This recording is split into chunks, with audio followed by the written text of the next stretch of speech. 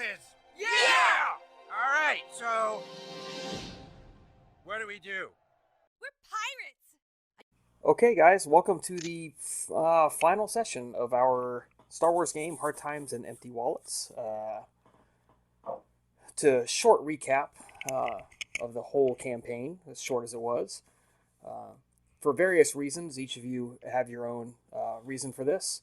You fell into the employ of a Trastinian by the name of Grutus Clondry. Some of you were pirates before, some of you came from criminal backgrounds, or just wandering soldiers, or you just had nothing else to do and needed some way to feed yourselves. But nevertheless, he has employed you all.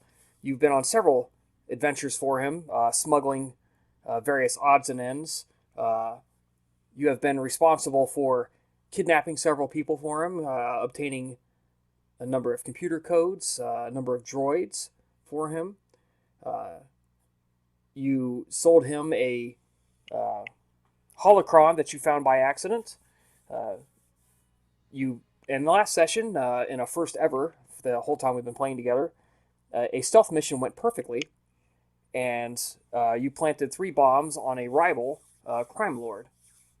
And so we pick up from there, where you have successfully planted the bombs, and you have headed back. Come on, I freaking log back into the laptop here. All right. You head back to the hideout and report complete success in your last mission. A couple of days later, you get a message that you're being picked up for transport to a different spot. One of his cronies swings by, picks you guys all up, and takes you deep into the city's underbelly. Deeper and deeper, down and down into the pollution, the humidity, the runoff and refuse of the city. He takes you to a building that appears to be on the verge of collapse from the outside. He parks the car, gets out with you, walks inside, and once you get inside, though, it's a different story. The graffiti and trash is all revealed as a useful camouflage. The stink and humidity conceal the heat signatures of high-end computers, vehicles, droids, and barracks. You see a number of gang soldiers dressed in piecemeal body armor, sporting all manner of pistols, rifles, homemade weapons. The driver eventually takes him up, and you see Major Creel standing there. She's dressed in her body armor, which some of you now recognize as vaguely Mandalorian in style. She's got her jetpack on, her helmet hangs off her hip. She looks up at them, and she shoos off all the people talking to her. She says, welcome back. We have your reports of complete success on planting the bombs. Grutus has decided that now is the time to force Strango's hand. We're getting prepped. If you want to sit this one out, we're going to have to lock you in the basement. Is there anybody who wants to sit this one out? And she looks at all of you. It has great success, yes, but we also discover fighters. You have to say that one again.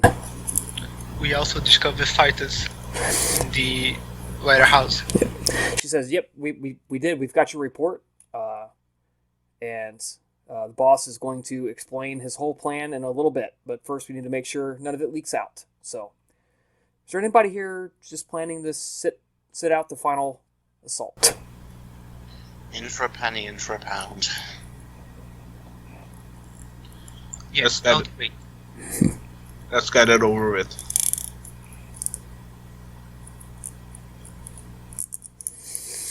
She looks at you, Zora, and so, 2 of you? Oh yeah, sitting out is boring. Let's go do it. All right then. Sounds like a good plan. Survivors are getting paid 20,000 credits each, with further rewards to come. go pick out a bunk space. You're going to be here for a couple of days. At the end of the hall, Grutus has contacted a friend of his, a large weapons dealer, to stock up. You're going to have to pay him, of course, but anything he has in there is free game. So go get you some. And she goes back to typing on the computer and looking at some building plans and things like that, what she was doing.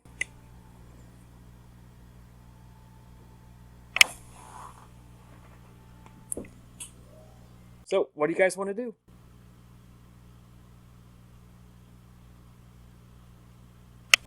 Check on the weapon dealer that she talked about. Alright. Chiba heads straight to the end of the hall. Anybody going with her? Sure, Zara will come. Yeah, why not? Might as well. Alright. Yeah, so you guys head on out. At the end of the hall, there's a standard overhead garage door, and it's open. And as you guys duck out, you see several large cargo trucks sitting there. There's a human man standing there, dressed in a style you might call shabby Savile Row. A few of his underlings are showing some of Grutus' street thugs around.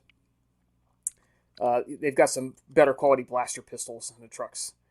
He is a human, and he looks quite a bit like Nick Cage. And he says, welcome, friends, welcome. I've been expecting you.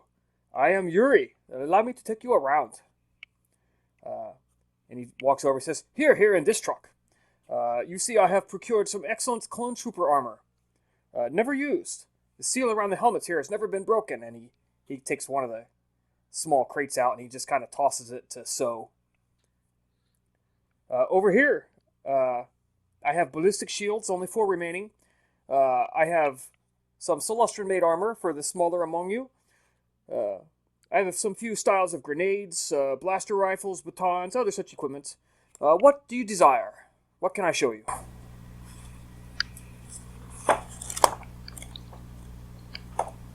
Want to see armor? Armor? Ah, well, yes, let me show you. He walks down, he hits a couple of buttons, and it like slides out. You hear a and the crates slide open. And there's a stamp of the Celestian Sorosub company. And it's smaller body armor. There are no helmets. It looks somewhat heavy. There's different styles and types for the smaller among you. He has light and medium armor. Here you are. It is a Sorosub manufacturer. Recently acquired. He begins going into it, talking about the flexibility, the strength.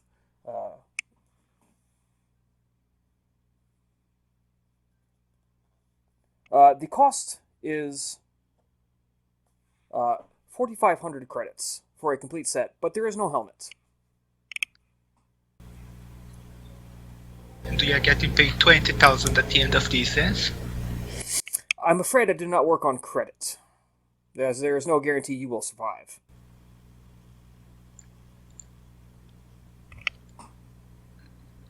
Cannot afford that then.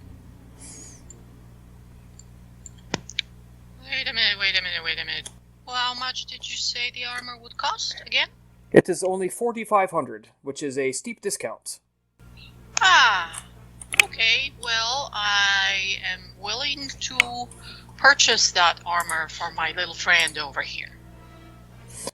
Fantastic. I am happy to make sale to you.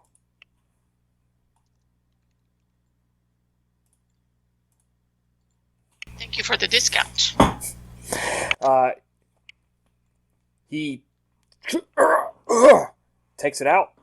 You see it's like a little case. It's got the little wheelies on it, you know, like the airport briefcases and stuff. And you now are a proud owner of a essentially has the same stats as a flight suit, as a armored flight suit. Nice. So it's +5 armor bonus to reflex, +2 to your fortitude, a max dexterity bonus of +3. Oh, it's just a +5. Yep. And Then never mind. My current abilities allow me to have a +8. Oh, well, so sorry. I guess, since you've never uncrated it, then I guess I'm willing to have a refund. And he just puts it back into place. Perhaps weapons are more your style. Or does anybody would like to see the clone trooper armor? Is there interchangeable weapon system? Oh, well. He begins walking. He taps the ballistic shields, and he says, these babies, hard to come by. 500 credits apiece. They absorb all damage. They do eventually, the armor on them does melt off eventually. But they're very useful for going into battles. He takes you to another trailer, shows you a wide variety of blaster pistols, rifles, sniper rifles. He has a small selection of grenades left. That appears to have been picked over already. He has 10 frag grenades, a grenade launcher, 20 stun grenades, 5 ion grenades, and pretty much a variety of any other rifle or melee weapon you might want.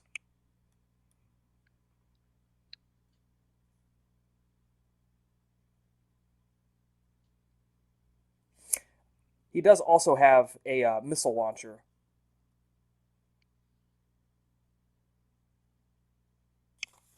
As well. He has 1 grenade launcher and 1 missile launcher.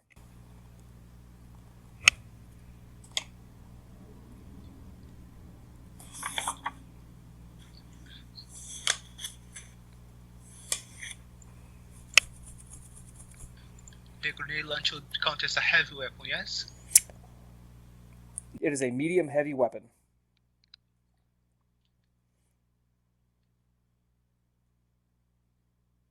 So basically, for Chiba to wield it, you would have to set it down and, like, brace it and then fire. You're not going to fire on the run.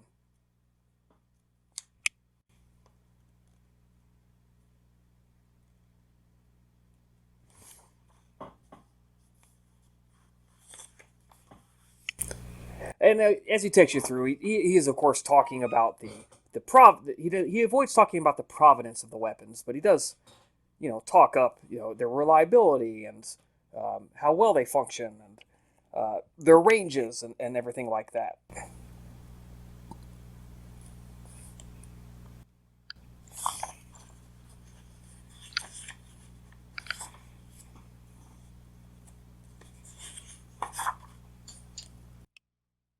So he looks around. Is anybody else interested in anything? Anything I can show you?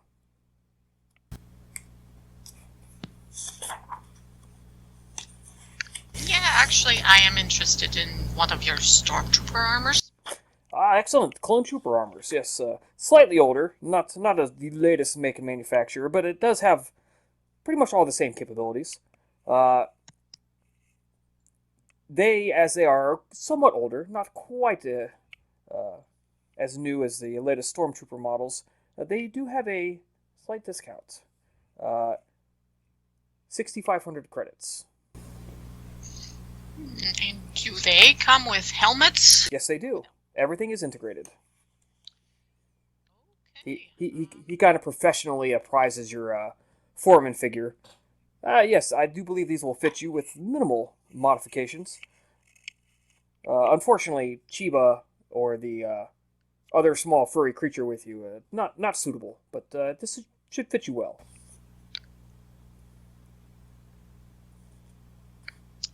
Well, it looks good. I mean, it's kind of plain white. I'll stand out like a sore thumb. I suppose I could spray paint it later if I wanted. It will be your armor. You can do whatever you want. Okay. What was the price again? You said 6,500 credits. Okay.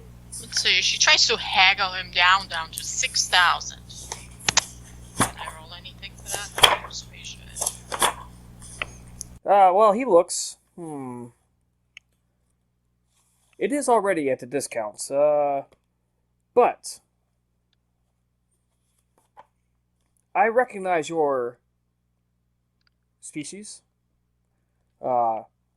perhaps, should you survive, I can call upon you at a later date for introductions. You've got a deal. 6,000 credits. You are now essentially you use Stormtrooper armor. You have a set of Stormtrooper armor.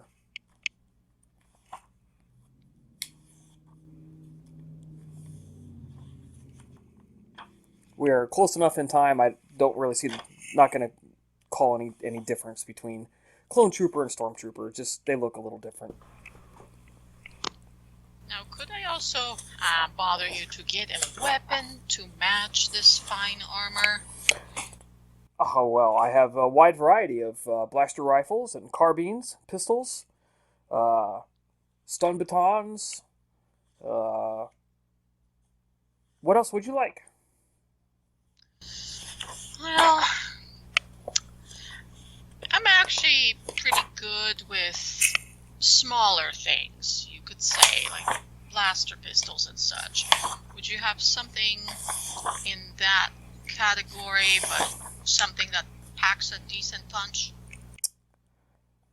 Ah, well, I have slug thrower pistols here.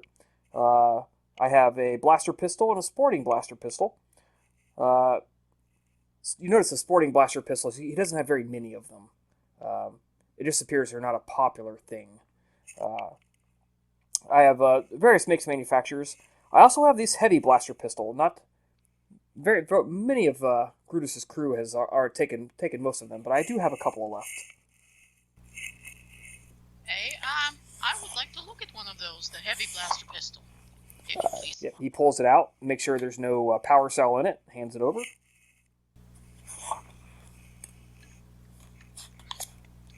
Okay, she looks over the weapon and inquires whether there's a stun setting to the weapon or not. There is a stun setting. Don't know why you would ever want to use it. If you want to hit somebody with that thing, or if you want to stun somebody, you should just use your smaller weapon. But hey, who am I to dictate your combat to you?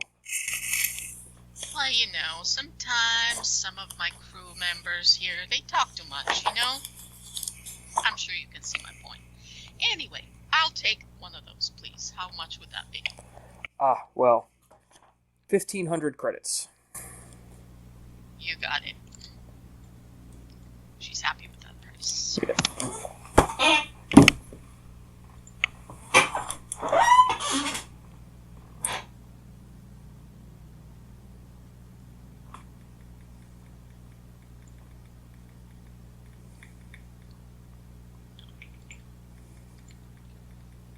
Can I get shield generator upgrade for my current arm? I'm sorry, young Jawa, could you say that again? Shield generator A upgrade shield. for the arm. I do not.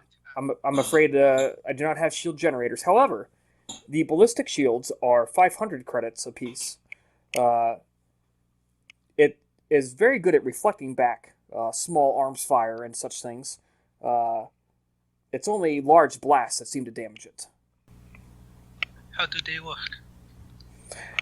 Well, he explains to you in such RP terms that damage ratings under 10 do not hurt the shield. Once it takes 20 points of damage, the ballistic shield is melted and damaged too much to be of further use. So basically, any damage roll that results in a rating less than 10 actually does not hurt this thing at all. And it absorbs 20 points of damage over that.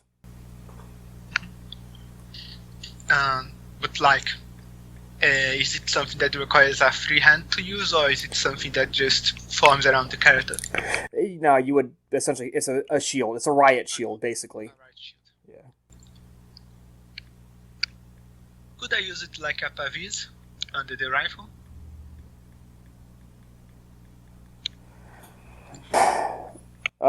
He kind of looks, and he's like, you could probably make it so you could carry it on your back and then, like, prop it up in front of you and then prepare your rifle and shoot from behind it. But I'm afraid shield generators and personal shields are a tech level too well guarded for me.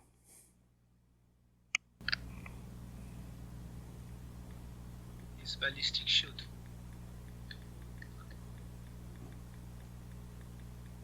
It is 500 credits. 500? Okay.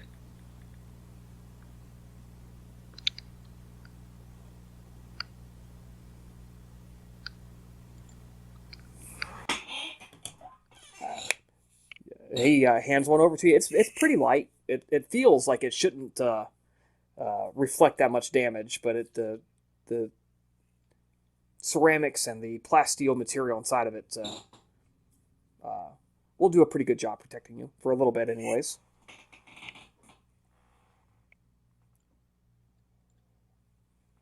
And on the plus side, it counts as cover if you are utilizing it as a defensive action to take cover behind your shield. Because you're so small. Tiny power.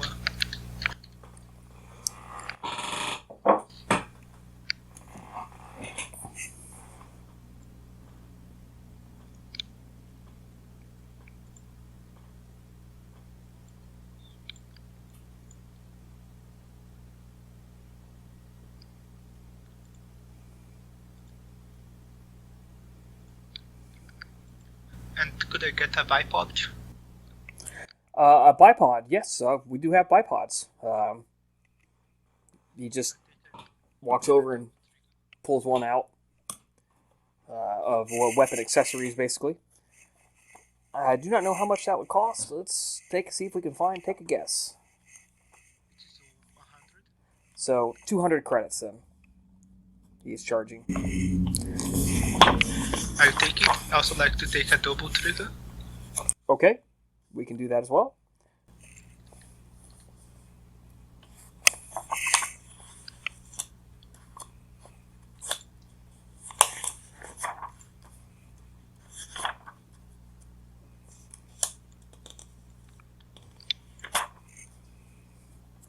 He also has all manner of... he has flamethrowers and a lot of other stuff. So, and he looks around. He says, looks at you, Arballs. You, sir, you've been awfully quiet. Anything for you? Sorry, he had to leave. So, you, sir, a Rin, if I'm not mistaken. What may I offer to satisfy you? Well, I was looking at the armor. I realized I don't know how to use it. I'm very proficient in it. It's kind of pointless to get it. But I can always use another gun. Ah, yes. Guns are quite the accessory for all manner of individuals. Now, out of character question. Weapon proficiency pistols would cover just about any pistol? Yes, it will cover any pistol. Okay. You got a heavy pistol? I do. This will be the last one I have in stock, as a matter of fact.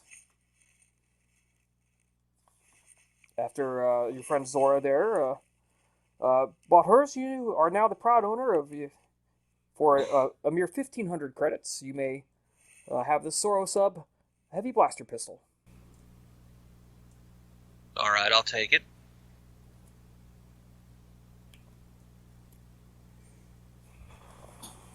He is proud to hand that over. Here you are, sir.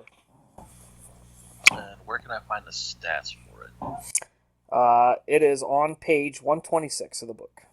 Thank you, sir.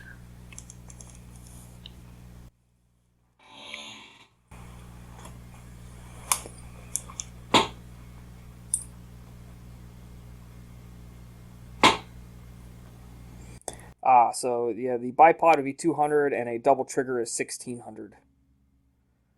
Actually, no, common. That is not 8 times 2 price modifier. That is... He's just going to charge you base price for that. 100 and 800. So 900 total there, Chiba. 900 total? Yep. And what's the double trigger do? It allows you to, when you aim, it gives you a +2 instead of a +1. Nice. That's very nice.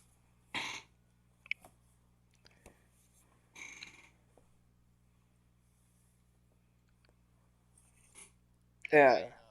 Yes, he looks at you and he's like, yes, venerable gentleman, what can I do for you? Wouldn't happen to have a Dathomir-style fireblade, would you? Fireblade. I have vibroblades. Bit too tricky for me to get the hang of, but I have vibroblades and I have flamethrowers.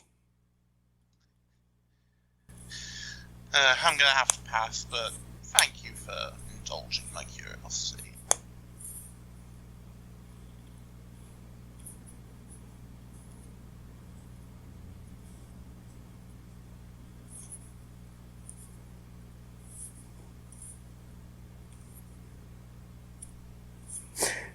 Anything else, my good friends?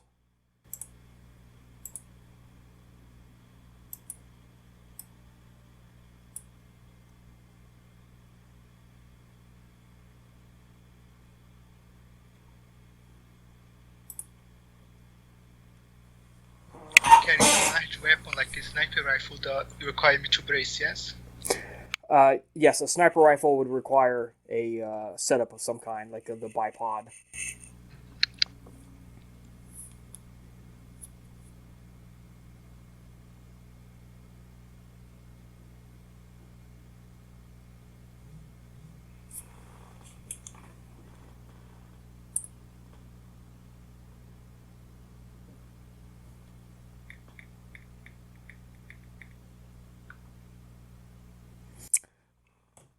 Oh. So, can I interest you in any of the grenades or the grenade launcher? What the hell? I'm going to take a few grenades, yes? I'm going to be taking about 5.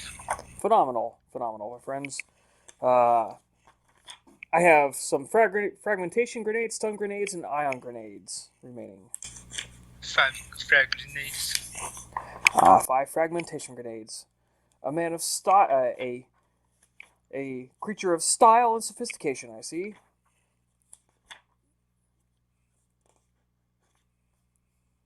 That will cost you 400 credits so 2,000 will be 2,000 credits total. Then I'm just going to be taking 2. So 800 credits then. 800. Done. Eight.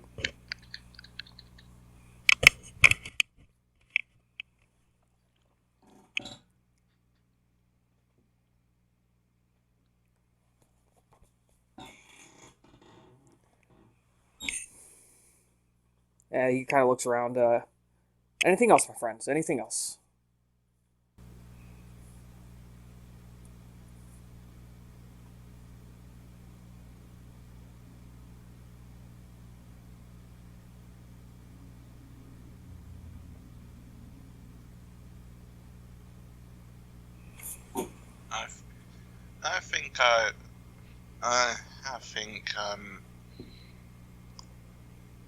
I think I'm all done looking around.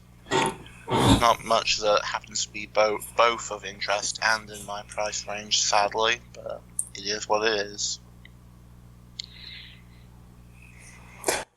Well, once again, my name is Yuri, and I am very pleased to sell to you once again. And always remember, if you're caught with this stuff, you never heard of me. Wait a minute. Sorry, Vlad. If you want to get anything from this gentleman, I'll happily pay for it. We're friends. We're family. So, please, don't walk out empty-handed.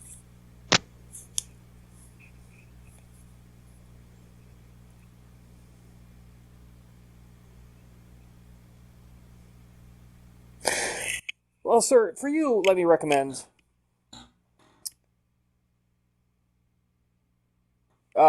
would you happen to have anything to help you interpret IR UV spectrum light? And would you be interested in a ballistic shield? Something to protect your venerable body from blaster fire and the like as you plink away at the opposition.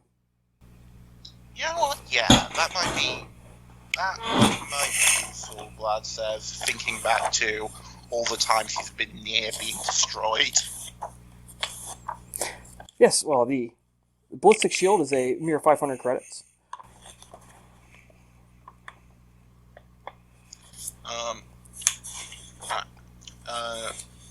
Vlad will look to Zora. I can pay halfway to that. No, my friend, think nothing of it. The amount of times you did things for us to save our skins, it is a pleasure for me to pay this for you.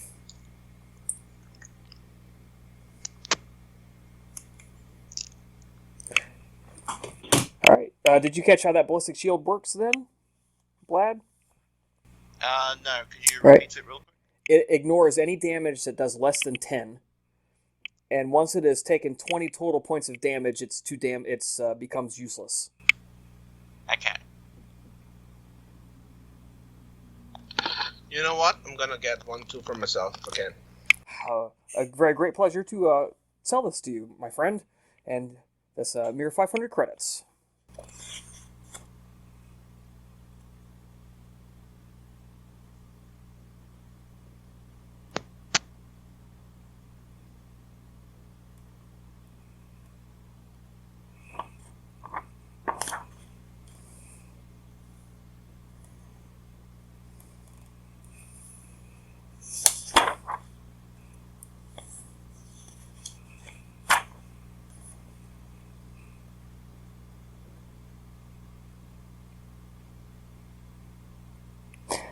So Zora, as you bought essentially an older set of Stormtrooper armor, it does have the helmet package with it included.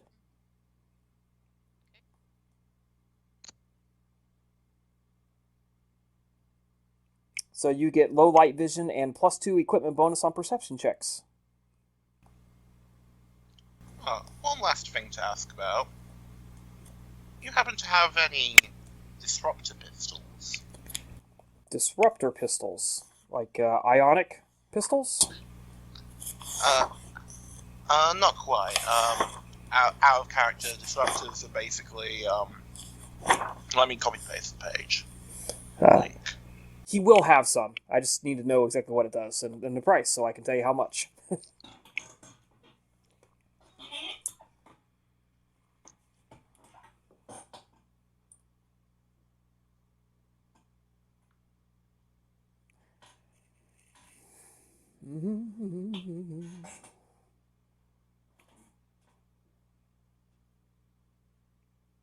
Ooh.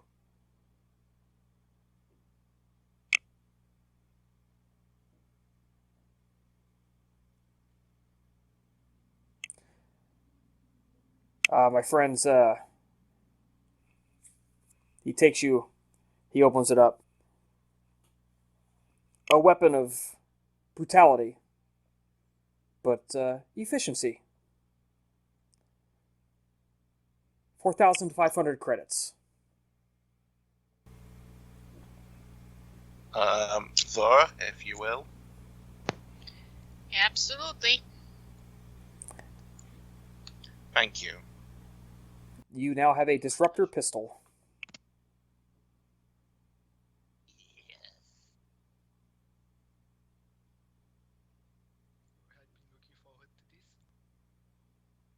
They only fire once every other round.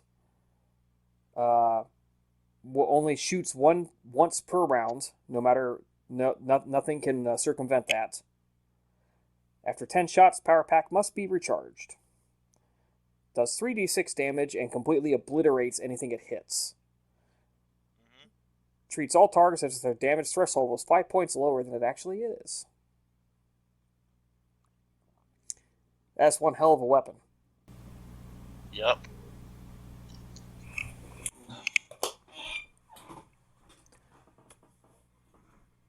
Well, all right, my friends. I believe it is coming time to close up the shop. So, if there's nothing else, I will bid you a fair evening and good luck.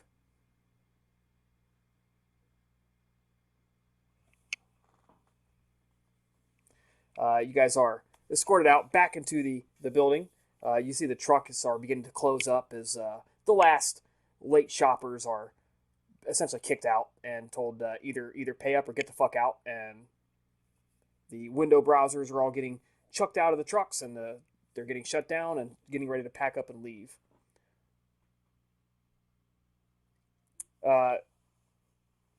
People start heading in towards a central gymnasium area, big central area.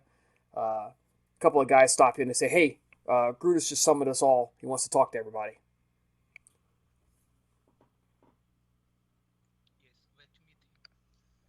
So, yeah, they're all kind of streaming towards a central area.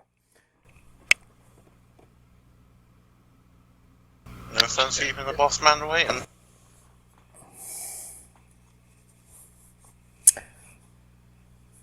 Everybody's kind of talking. He waits a couple of minutes as everybody filters in, and he says, "Okay, everybody, calm down, calm down. I'm not going to discuss the particulars yet. We'll get to that when it comes closer to the time. But I just want to say that before we're finished here, Strango will be no more, and we will be the preeminent power aboard on this planet." Some of my faithful crew has already laid the groundwork for the assault.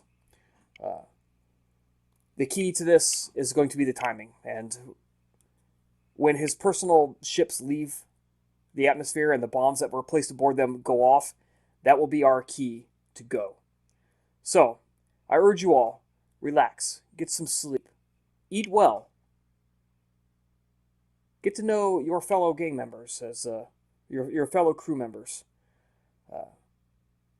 We will meet when it comes a little bit closer to time to divide up and decide on the final strategy. And good night, everyone. And then he walks off, and everybody starts turning to talk to each other, and the din of general conversation starts to get pretty loud as people begin to discuss what happened, what was said, and things like that. So you guys are on your own for a couple of days anyways to kind of relax and get to know everybody around here and stuff like that. So is there anything you guys want to do over the next day or two as they wait for the timing to get correct?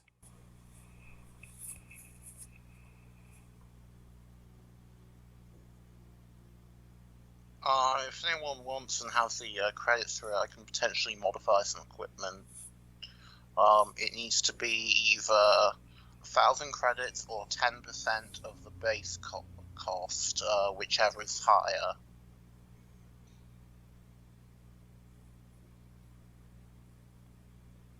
And that will be things like improved accuracy or if armor, like increasing defense bonus, that kind of thing.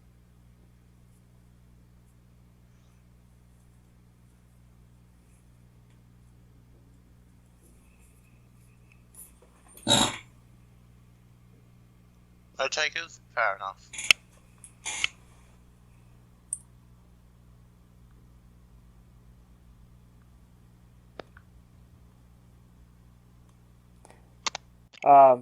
Yeah. Sorry, I thought he was addressing the game master and not us. Could you reiterate what you needed, Vlad? Well, it's not something I need so much as something I can do for the rest of you. If you provide me with either 1,000 credits or 1/10 of the item's cost, whichever is higher, I can modify it and just make it a bit better, whether it be like for armor, increasing the defense bonus a bit, or making weapons more accurate, that kind of thing.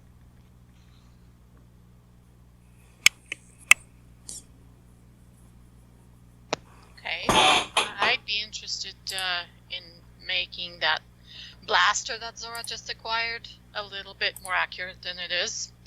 I'm not sure what the accuracy is on it, but it's a heavy blaster pistol.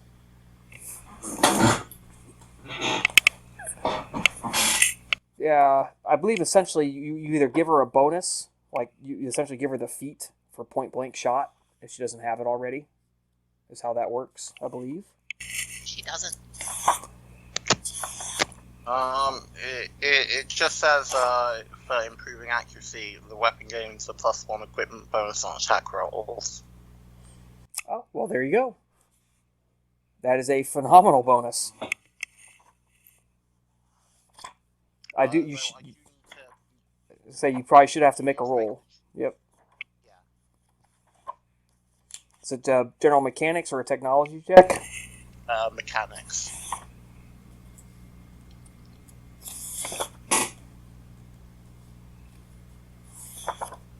I'm pretty sure that's a success. Yeah. The DC is 20. Oh, yeah. Not only does he give you the improved sights and sight it in for you, it looks great. It looks like it was designed this way. Perfect.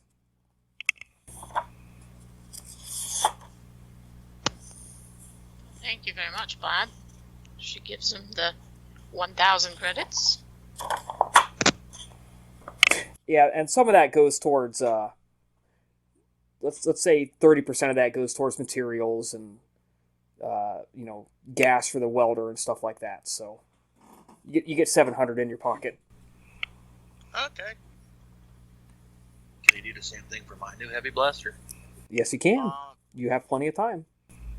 Okay, yeah. If we've got the time, then yes, absolutely. I basically had the same weapon she did, so I'm not Yeah. going to roll again. Yeah, on a 34, you definitely have the time. So yeah, roll it again. Yeah, exactly. There you go. Boom. You were a little crunched. You were trying to speed it up a little bit, so you were a little crunched for time. So it doesn't look quite as good, but it works perfect. It works just fine.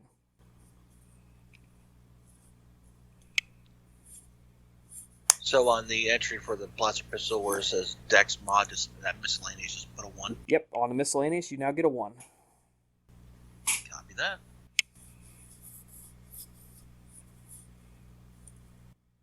Awesome. So would anybody else like to do anything over the next couple of days? Is everybody just kind of, you're just generally antsy. Just they don't know when it's going to happen, so everybody's a little bit kind of. You ever get the feeling where you're in a big group and there's a lot of stuff going on, but nobody knows exactly when? It's that kind of feeling. There's a general energy to the place.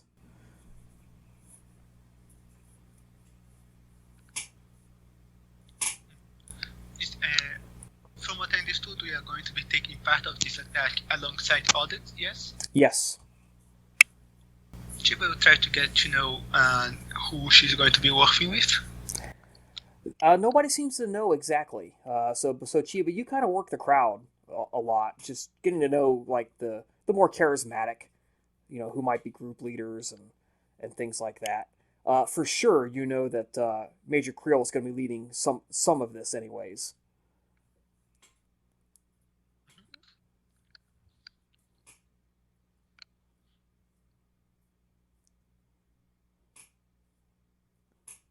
I don't know if you want to spend any time with the Major, but Yeah. okay. She's going to spend some time with the Major. So yeah, you go up to her, being that she's probably his Brutus's chief person, his right hand, his bodyguard, everything. She merits her own room. She's not in like a big barracks area. And you come up to her room one day while she's inside of it, and it's not like there's bodyguards and shit posted. It's just, there. And you knock on the door, and she opens it. She's like, "Oh, Chiba, yeah, I remember you. What do you want?" You notice there's a bottle of alcohol behind her. It's about half full. She looks up at the Major and waves, "Hi, wanted to see how things are going. Preparation for upcoming raid. Very excited. Looking forward to killing the one that tried to trap us."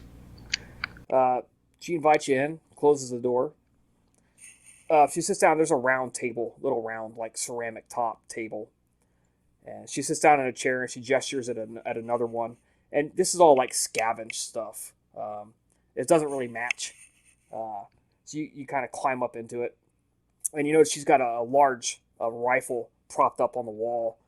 Her jetpack is hanging on a hook right there. She can just slip it on real quick. And she is dressed in her armor. And she grabs another glass, a mismatched glass, and pours a drink for you. And freshens hers up and starts drinking. And she goes, yeah, it's going to be nice to be rid of this guy. It's been a pain in the ass for a couple of years now. Couple of years? History between him and boss?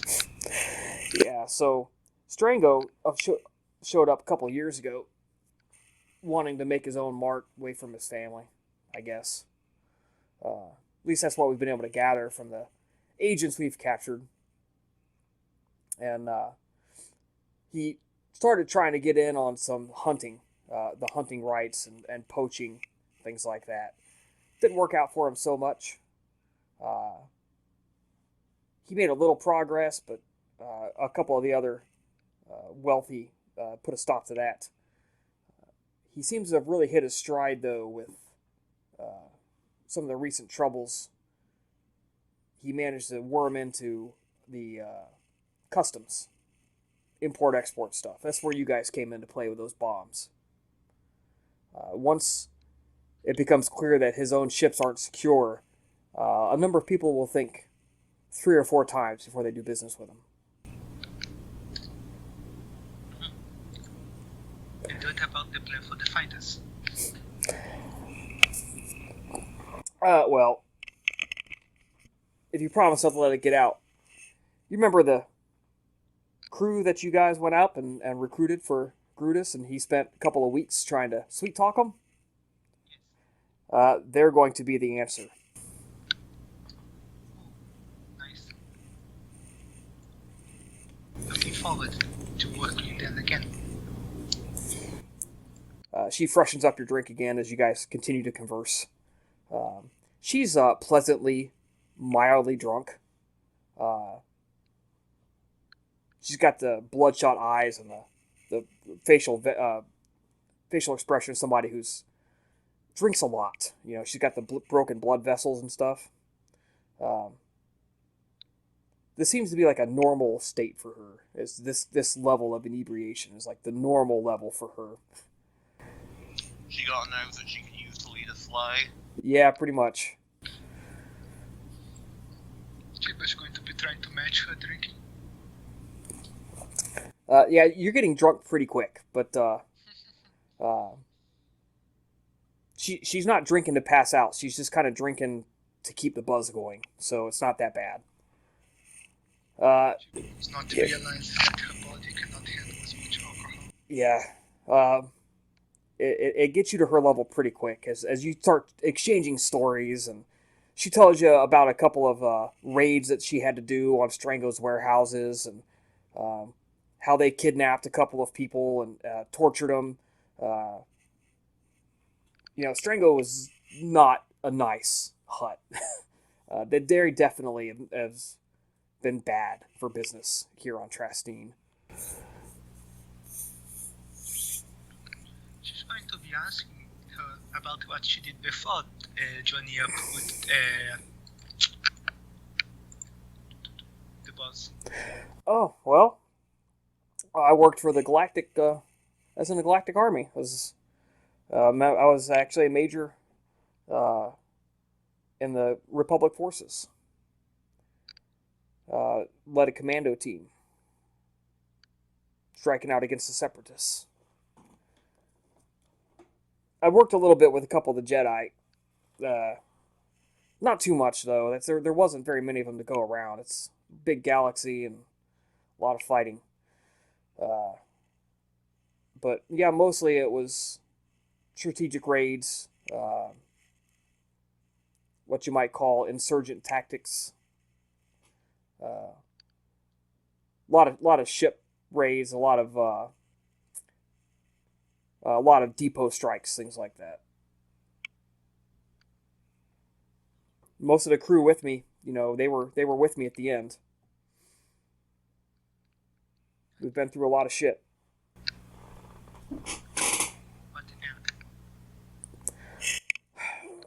when Palpatine took over. He declared himself Emperor. I'm going to make a Constitution roll and see how drunk she is.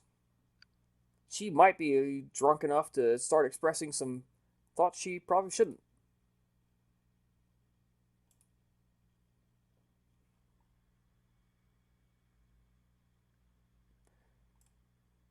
Come on, roll 20. Come on. Open up. Thank you.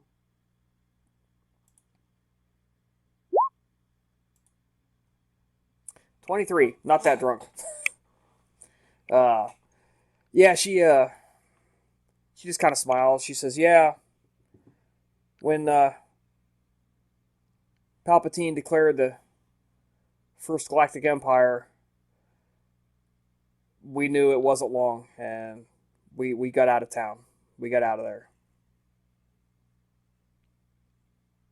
She gets this look in her eye that she's remembering something really bad. It's pretty clear she's not going to talk anymore about it.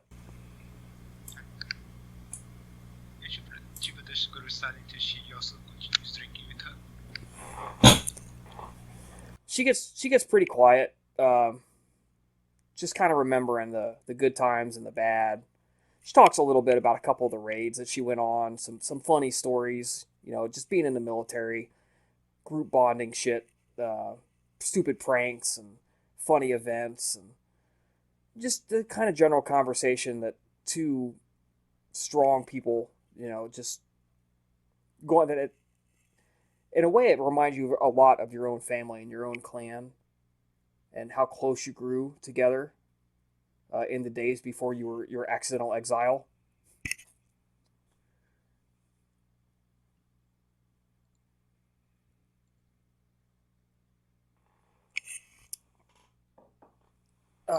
Eventually, she's like, okay. She gets up and she kind of staggers. She opens the door. She's like, it's pretty late. I think he's going to have a meeting tomorrow to explain it all. So if you kind of keep your mouth shut, be nice. Half stumbles, half crowd, half waddles to the door, giving her a hug around one of her legs before she steps outside. Yeah. And as you do, she grabs the bottle. She's like, oh, damn it, I need another bottle. And the door shuts, and then you hear this thud, and she falls on her bed. She finally passes out.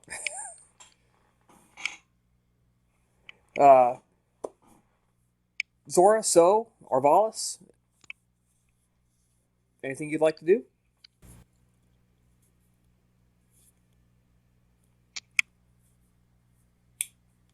I think Zora would like to spoil herself before this big offensive takes place. She'd get a manicure and a pedicure and take in a sauna, swimming, Gamorrean massage, whatever.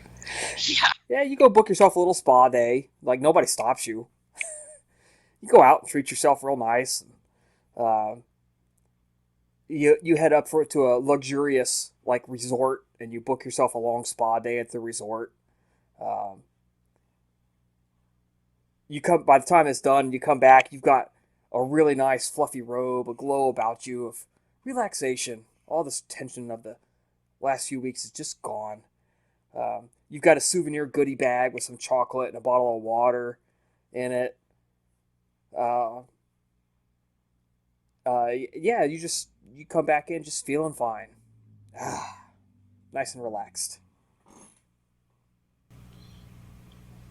Arvalis would like to slip away when nobody's looking and go spend as much time as possible with his father before he might possibly die in this mission. So before it all ends, he's going to spend as much time as possible with his father.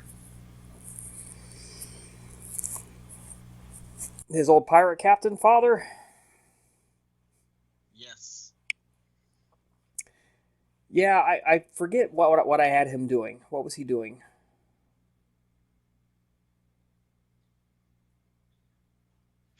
Refresh my memory. I believe he was basically a drunk at this moment. A drunk guy. He lost everything. He owed a lot of people money. That's why Arvalis is working actually to pay off the debt. So yeah, he's kind of taken on like a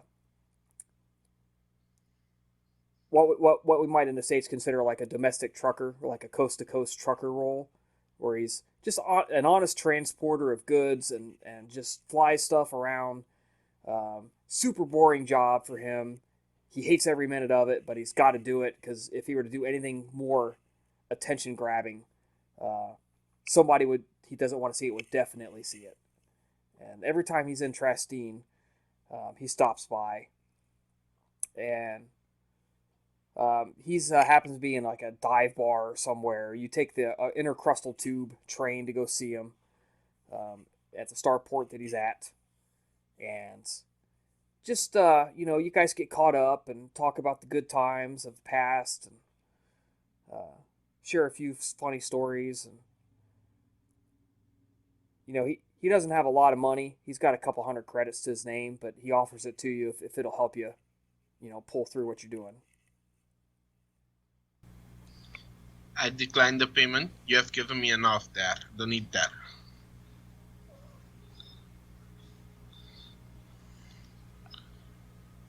And I give him whatever I have on me, so he can live a comfortable life.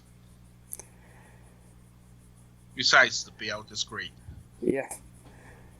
Well, son. Yeah, I know I always should say I was probably going to kill you in the morning, and after a while it was a joke. But make sure you don't die out there. There's a big galaxy, and if you have to survive by running, do it. Sure thing, old man.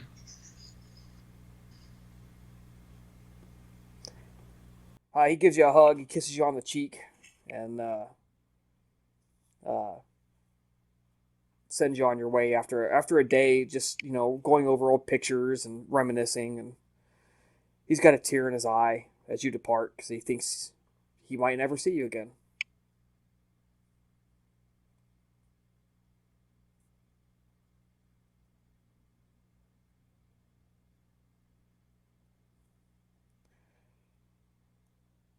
So, would you like to do anything to pass the time?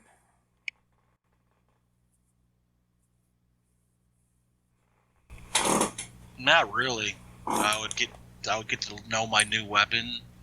I would hang out with the other soldiers, other combatants, get some camaraderie going. I mean, I don't really have any family. Yeah, there's plenty to be done there. There's a lot of guys go down to the firing range and just plink away at, makeshift targets, and they make up their own games and stuff like that, and they gamble a little bit, mostly just for like bragging rights, but the odd credit, passes back and forth, or food rations sometimes are bet on, or things like that. A lot of almost like Marines at rest. They got to do something to keep busy, and it's usually something involving a fight. But it's never really anything like earth-shattering. Yeah, you sight in your weapon.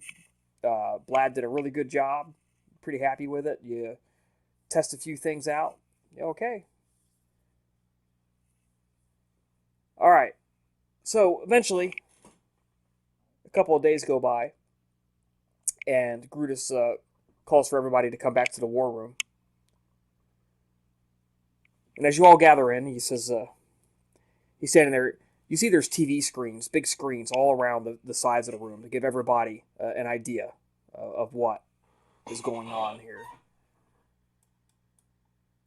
And he says, my faithful crew, the time has come to remove a thorn in the side of all of Trastine. Strango and his band of criminals, thieves, pirates, and insurrectionists have come to this planet and done nothing but bring the attention of even worse fiends.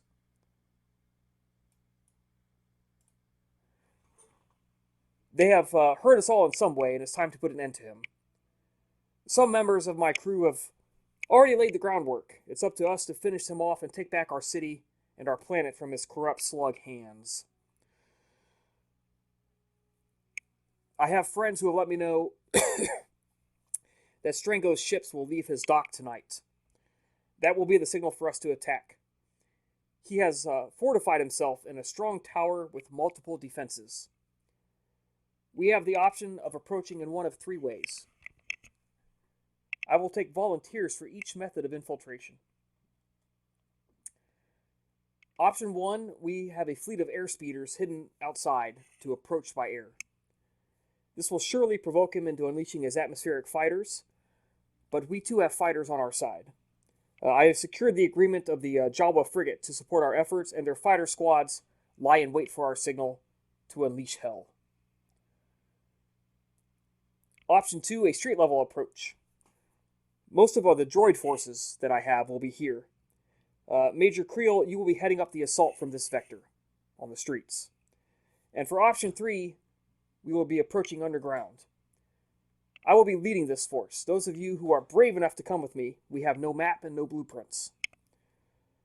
The plan is for us to split Strango's response into 3, attacking him before he can truly muster up a plan, and thus overwhelming his own forces. The underground and street-level forces will meet up and then fight up to the tower to the casino level, where Strango himself is holed up, and there we will dispose of him. So, I will take volunteers for each crew, and he points to the different areas. He says, if you want to be part of the speeder crew assault, please go over here. If you want to be part of the street vector crew, go see Major Creel, and if you are going to be braving the underground approach with me, then join me up here. And immediately people begin talking amongst themselves. There's a lot of televisions out, and I'm going to take you guys. First, I'm going to show you the street approach, what's on the television. So you can kind of see what you're dealing with. The attack vector, you're going to be starting at the bottom of the map, and you have to work your way up to here to the top.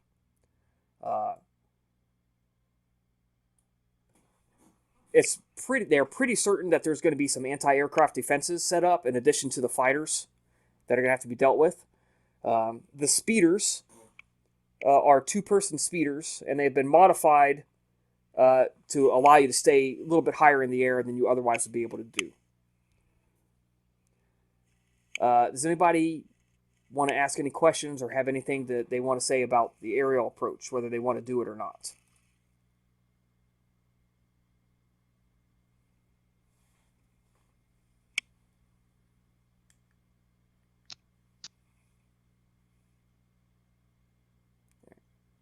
So I will now show you the map for street level, since nobody's talking positively. If you want to approach on the street, this is your street level approach. It's been pretty carefully mapped out to try to avoid any ships getting shot down from falling on your heads. Your objective, you'll be approaching from the left, and you'll be going to the right, and you're going to have to fight your way down many alleys like this. And for the purposes of the game, 1 fight scene will suffice. And lastly, the underground crew, you don't know what you're going to run into, but Grutus himself is going to be part of that.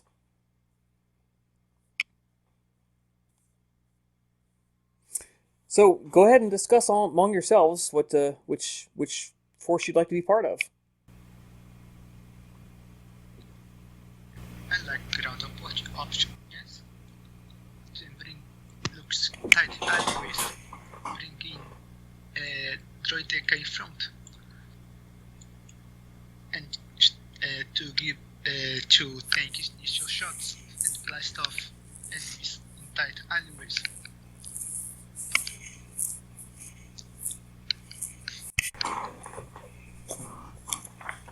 I think ground or underground would work best. I kind of like the idea of tagging with Grutus and seeing him in action, you know what I mean? Agreed. With him having skin in the game, I would think the best attack would probably be him.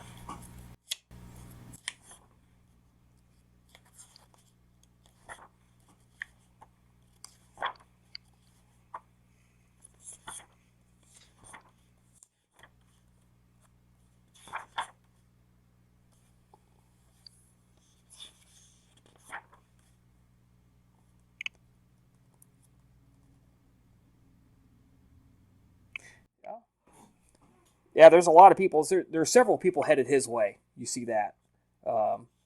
There's a lot of people headed towards the speeders as well.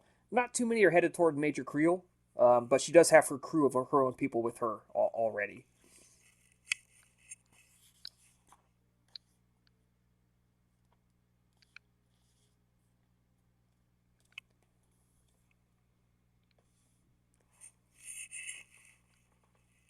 The crowds are beginning to thin, just as you guys discuss.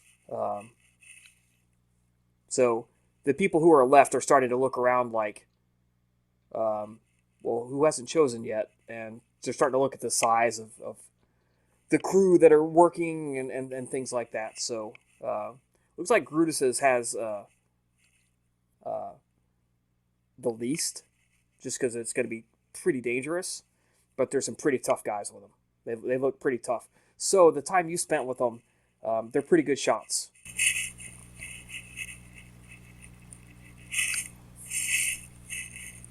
And I would point that out to everyone else. Those guys over there are probably the best shots here.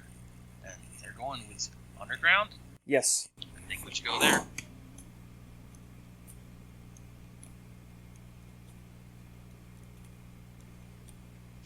Sounds like the undergrounds have it then.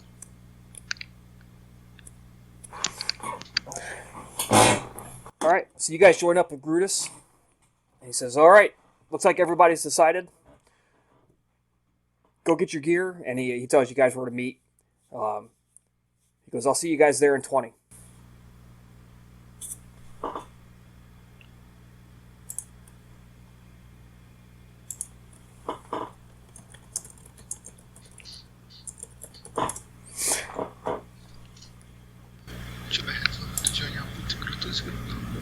Yep. Looks like that's where everybody's going.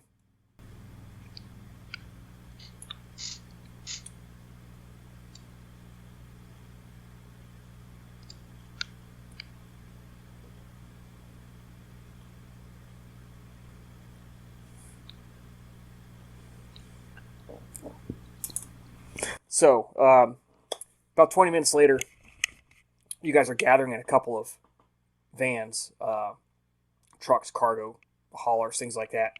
You see Brutus has this exoskeleton on his lower half.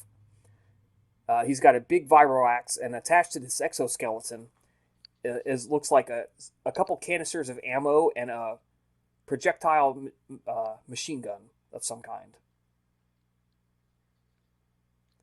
There's a cable that runs off of it and it runs to a helmet that he's got on. There's a pair of goggles on the helmet, and they're flipped up right at the moment. When they flip down, there's probably some sort of targeting mechanism and probably some sort of low light sensor package inside of it. You'd think. Several other people hop on, and 2 droidicas roll up. So it's you guys, your droidica, Brutus's 2 droidicas. So you got 3 droidicas with you, and a crew of heavies and yourselves.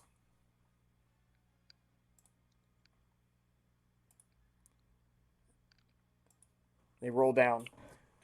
All right. The trucks clamber off, driving through the street. Eventually, you approach like a big storm opening, and he leads you inside. Pretty soon, all light is gone. You are reliant, if you have dark sight or some sort of helmet package that enhances your vision, you can just barely make out through the radiation and symbols that penetrate this area where you're going. It's a Stygian blackness, just dark nothingness of visible light. As you walk through the tunnels, he frequently stops and listens, letting the echoes die down of footsteps on steel catwalk. This journey, it could take minutes or hours. You just don't know. You don't dare check your devices for the time. Eventually, you notice it's starting to get just a little bit brighter. Light is beginning to reflect off of steel and plastic. You can make out shapes. There's lights somewhere down the tunnel.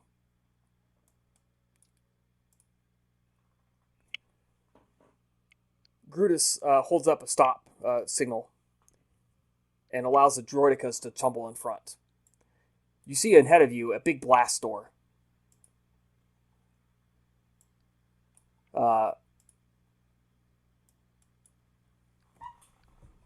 And there's seemingly nobody outside of the blast door. He says softly, "There's the entrance. Once we have confirmation the bombs go off, we're gonna set off our demolitions and rush in and attack. Go ahead and prepare yourselves." And two of his crew members run up, and they put demolition cord around the door, and prep a detonator, and then come back. Time ticks forward steadily. At last, something pops up on Grutus's datapad. He looks and he sends one word message: "Go." And he hits send, and he looks up and he goes, "Go!" And the guy hits the detonators, and there's a big kaboom! And there's an earth-shattering blast, and the doors fall in. I'd like you to place your characters on the far right-hand side of this map and roll initiative. You can see where Grutus and the two droidicas are located. So put yourself somewhere there.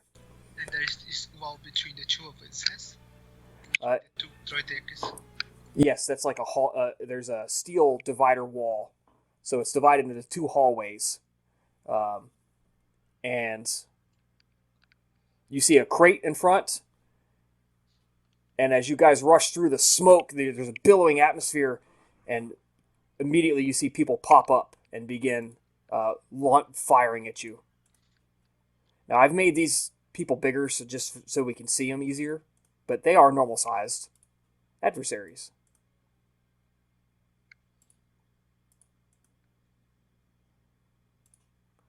So this guy's just standing there out in the open. This guy, he's ducking behind a crate. He pops up, fires, and he ducks back down behind a crate. And these two guys are ducking out from behind a wall and shooting. It's giving them half cover enough. These two guys get half cover, which is enough to avoid automatic fire. And this guy gets partial cover, which gives him a reflex bonus. All right, let's roll initiative, everybody. Do a turn tracker.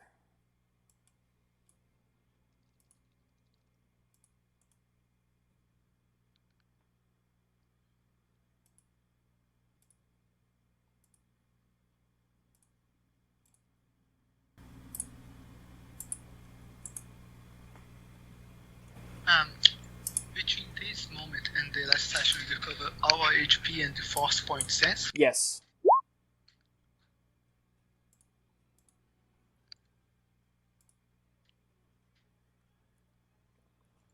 And if one of you wants to place your own droidica, that would be appreciated.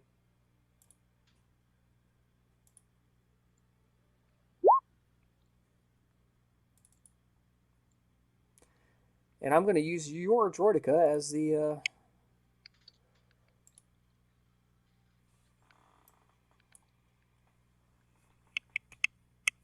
All the droidicas go at the same time.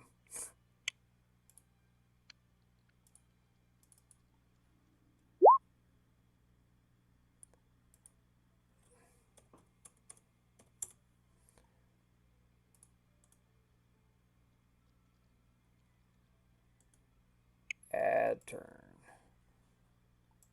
And they rolled like shit for initiative.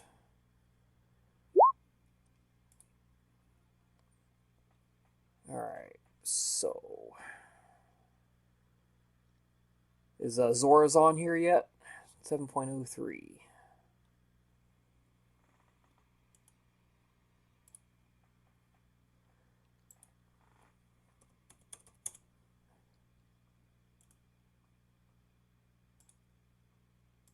I gotta roll theirs. Give me a moment, please. Bad people. Glad I went through and cleared out some of these old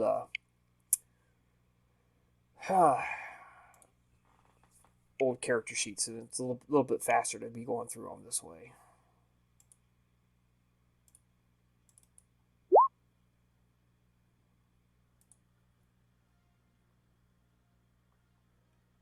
And lastly, you. Boom.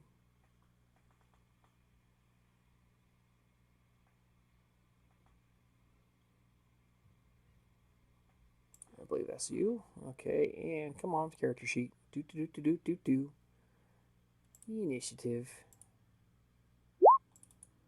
I would have done all this ahead of time, but I really didn't know which option you guys were going to take. So,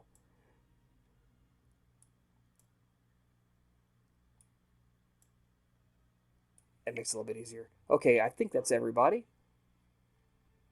And now, arrange by descending. All right. So, these guys get to go, these mercenaries, the blue ones get to go first. They're going to pop around and take a couple of blaster rifle shots.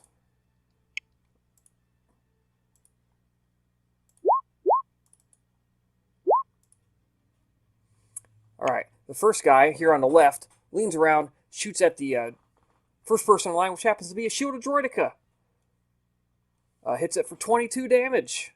So its shield goes down by, I believe, 7 points is how that works, right? What's this damage reduction?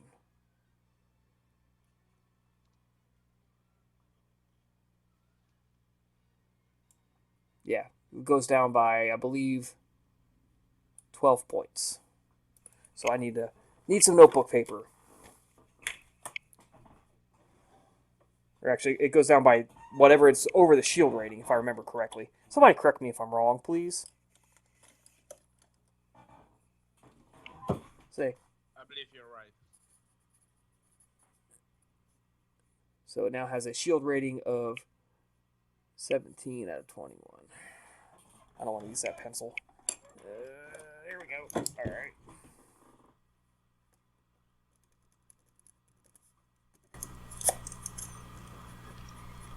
Oh, hold on. It doesn't seem to have put my initiative on. Okay. Where's Blad? Add turn. What was your initiative? 22.11.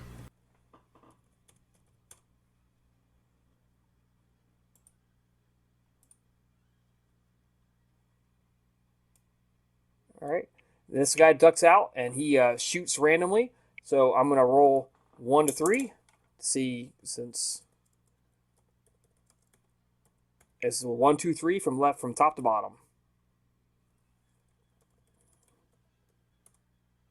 2. Droideka. What's the reflex defense of a Droideka? Somebody tell me. Anybody? Reflex defense is 16, so that's a miss. Okay. That's them. Arvalis, you're up next.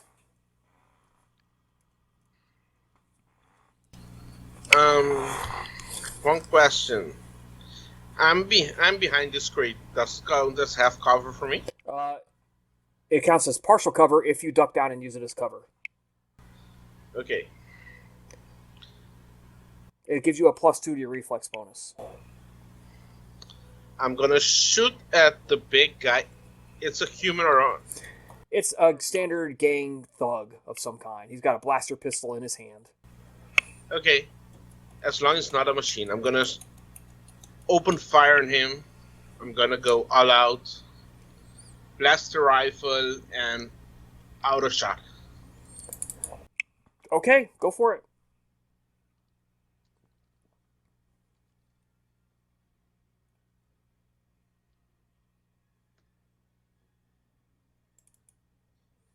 All right. You just stand up and just... the crate that you're standing behind is obliterated. It obliterates the crate. It is now so much splinters, flaming chunks through the air. That guy jitterbugs backwards. Let's see, what's his hit points? He's hurt badly. Not quite done, but he is hurt badly. No, I take that back. He is done. That exceeded his reflex defense. So, yeah, he falls dead, smoking with holes just dotted all over. Chunks of flesh gone. A hole right in the middle of his forehead. You see other people are still taking pot shots. You know, there's flashes of blaster shots going left, right, splashing off the walls. So, you're up next. Is that a catwalk to the left of me? Yes. Okay. Could I maneuver to use the droideka as cover and target that guy there? So you can get behind like a... That's just like open handrails here. Well, no, I was going to use the droideka's shield as cover. I'll count it as a +2 to your reflex bonus if somebody tries to target you. Sure. Okay, then I'm just going to aim around the shields and shoot at that guy. Yeah, go for it. Boom, boom, boom, boom, boom, boom. Yeah, no, he doesn't have any cover from this, so go for it.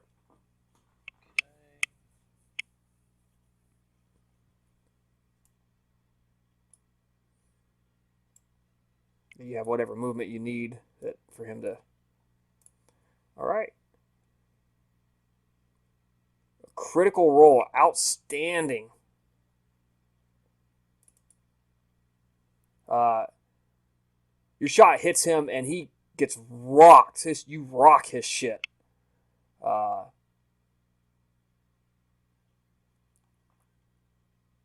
right. He's not down, but he gets rocked hard.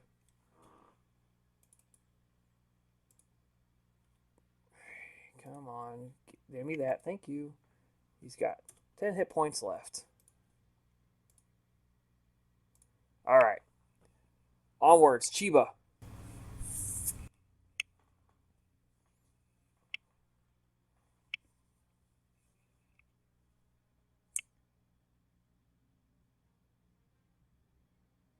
Yeah, he's still got partial cover from you there, which makes him... It's a +5 to his reflex, and he's immune to auto fire, but you can still hit him. It's just a little bit harder. What if I had to move over here? What's your how many blocks of movement do you got? 4? 4. So Yeah. 1, 2, 3, 4. 1, 2, 3. Nope, 4. 1, 2, 3. You can't move on a diagonal. You have to move 1 block, 2 block, 3 block, 4 block. Okay, So, well, I mean, you can move on a diagonal. It just costs 2 blocks of movement. So. Oh. So over here then? Yeah. Shot. 1, 2, 3, 4. Yep, that'll work. All right, yeah, go for it.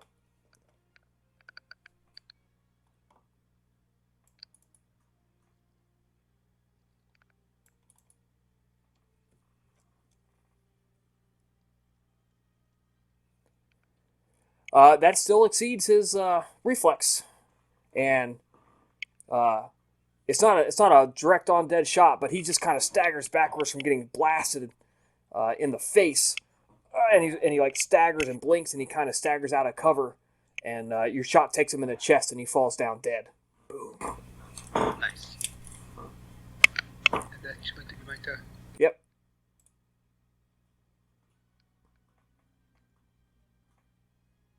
All right, Vlad, you're up. Okay, is this guy behind any kind of cover? No, he is not. He's just right out in front of you, firing away. Okay, so just shift up a bit and take a pot shot at him with a regular blaster pistol for now. Okay. Or sporting blaster pistol is what I have, but basically not the disruptor is what I mean.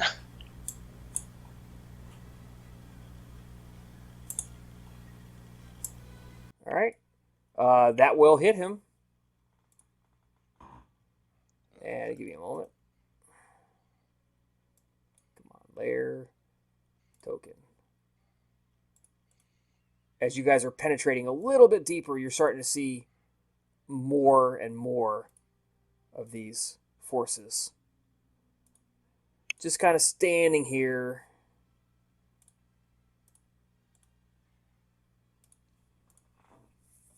Taking shots. All right. So he's got a total hit points of, and you did 8, so boom. Oh yeah, gotta get back on the right layer tokens. Boom. So.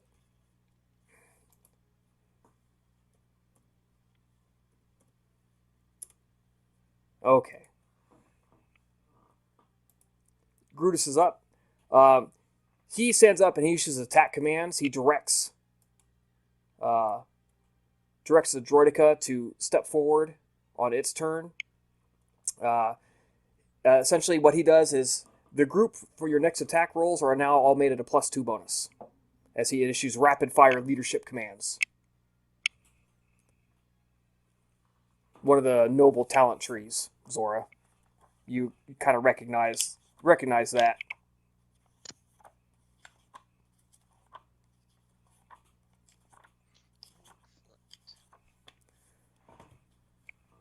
Right. That's his full action. The droideka's at full power. Step forward. Boom, boom. Who wants to control your guys's, which is one I didn't move? I can go for that. Yep. So the droideka has been placed on full assault mode, and you can move. So I forgot. Droidekas are rather large, so I've got to adjust the size of their token.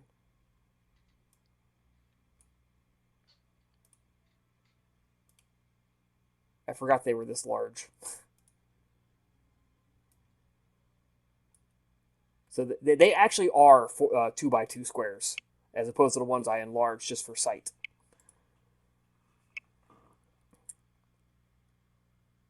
So his two move up 2 squares, and I'm not even going to roll. They just obliterate this guy. Just poof, poof. That guy goes down. This one looks around and he sees this soldier out down here in the back, and he's going to make its roll.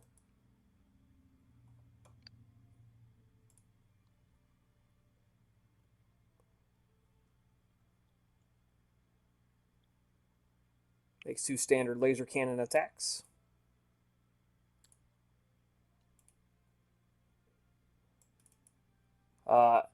This guy's hurt quite badly, but it doesn't quite go down.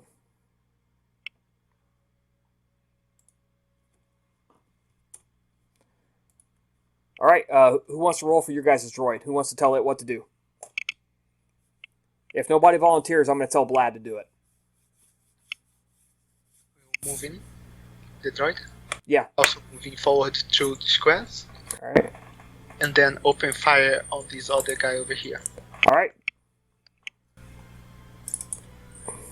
Using the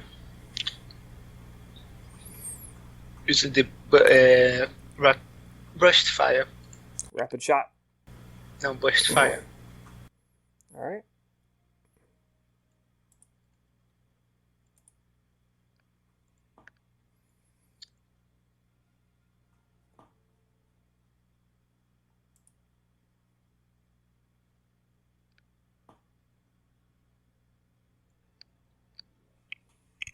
All right, that's all that it has left. It hits this guy quite badly. He doesn't go down, but he is hurt. You can see he's hurt. He's like staggers back to the wall, holding his side. You can see smoking wound on him. Nice. Zora, you're up.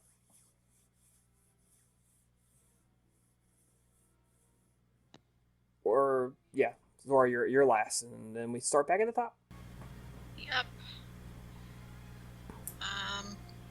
So I say guy straight across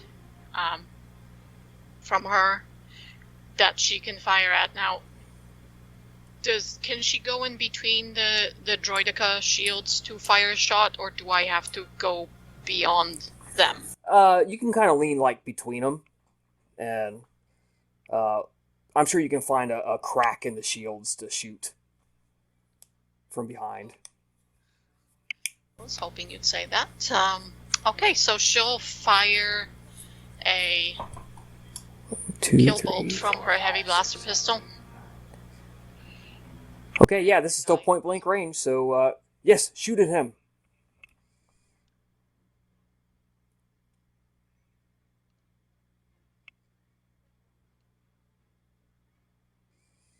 That will miss. It just tags the wall right next to his head. He kind of ducks away real quick. You can see him kind of blinking in the shower of bright sparks.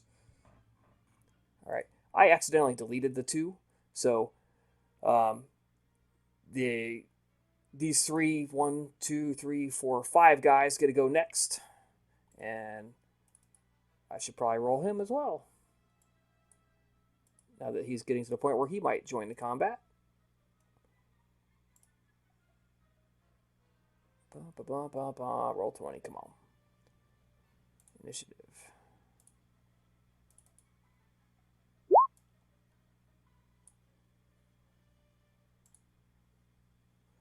Come on, add turn. Oh, okay, no, he's already there. Excellent. All right, goody goody. All right. 1, 2, 3, 4. All right.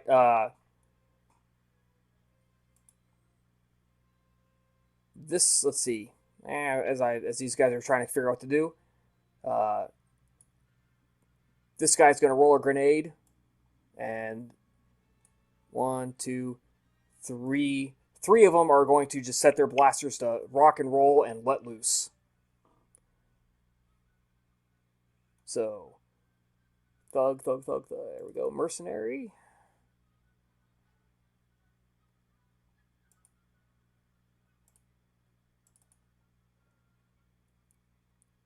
All right. This guy rolls a grenade at this droideka, and it rolls up, and the shield just takes it. Doesn't do any damage whatsoever. Nobody else is even close enough to feel it. And he gets this reaction on his face like, oh, fuck. So, yeah, he's not happy. Then he's going to move backwards. 1, 2, 3. It's 6 squares. 4, 5, 6. Man's got nowhere to go. He's putting himself in a line of fire no matter what. The other 3 are just letting loose with rock and roll.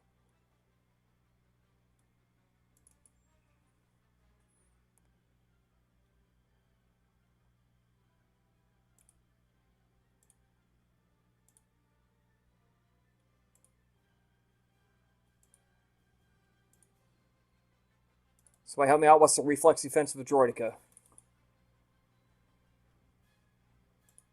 Character sheet. Reflex. 16. All 3 of them hit. This guy takes a little bit more damage. Not too much, but he does take some. So that's a...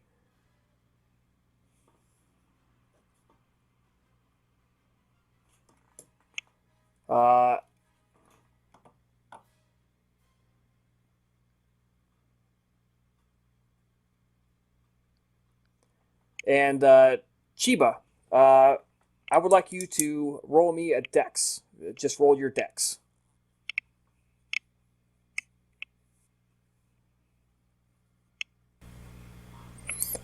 All right.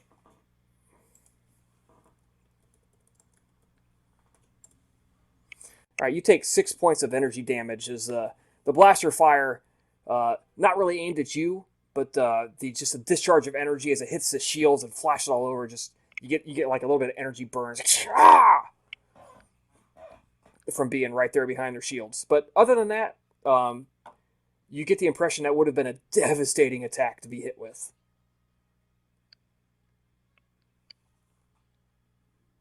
All right, they're all done. Arvalis, you're up next. I would like to shoot the guy that's directly in front of me. I'm gonna take a page out of Sora's book and shoot between the droids if I can. Yeah, you roll up, kind of get here. You duck down, get where the shields are round, or you stand up tall, whichever, and you shoot.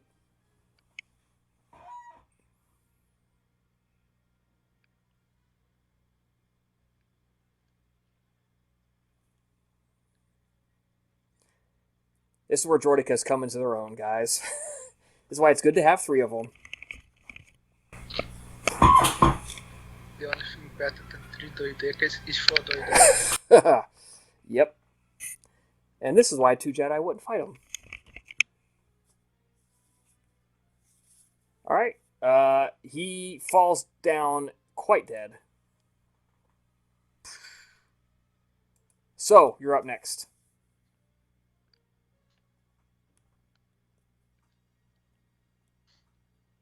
Okay, this big orc-looking dude, is he like in the wall?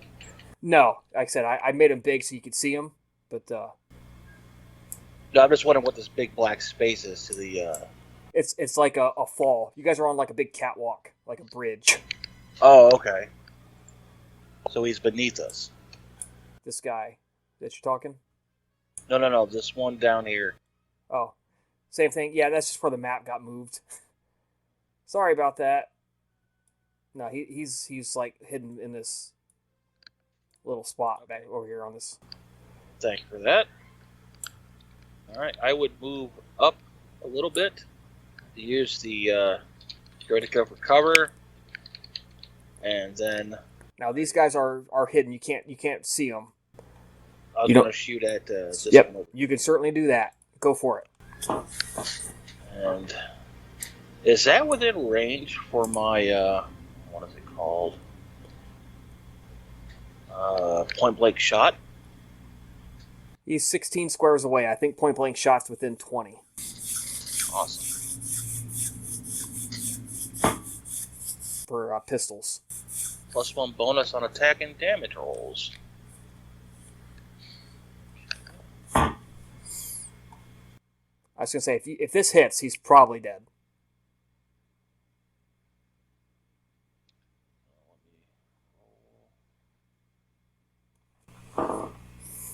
Yeah, my bonuses for point blank shot. And rolling.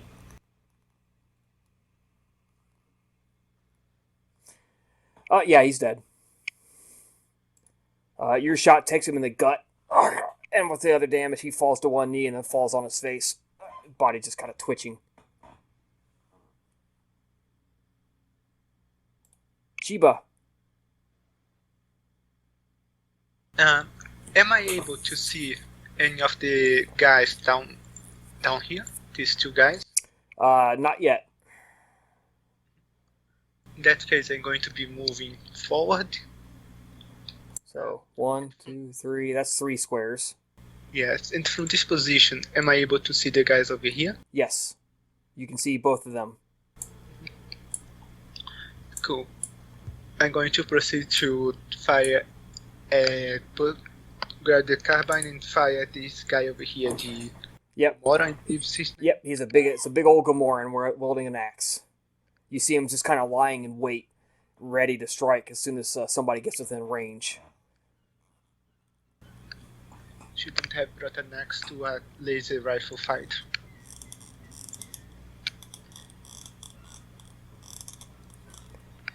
You take him clean through the head. Your nice clean shot. And I'm pretty sure that's going to take him down. Let me double check. There it is. There's a sheet. No, it does not. They have way more hit points than I remembered. It takes it right in the head, and he just kind of looks at you like, huh?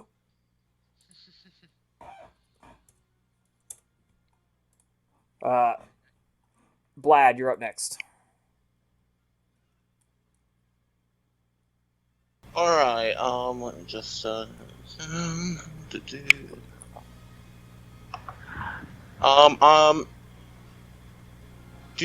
do I have a good shot on this guy from here?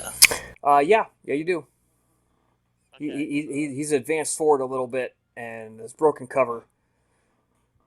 Like an idiot. Like a fool. Just give me a moment to note down these stats properly, or at least enough so that...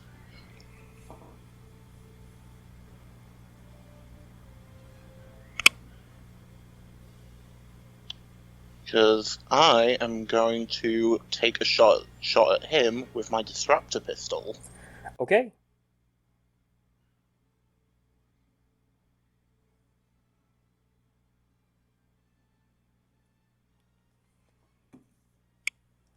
Your disruptor pistol hits, and it's like watching something out of Star Trek, where the phaser hits them and the whole body begins to glow, and they just like disappear. That's what happens to them, and it's just like dust. And I just say out loud, you guys sure you're getting paid enough for this?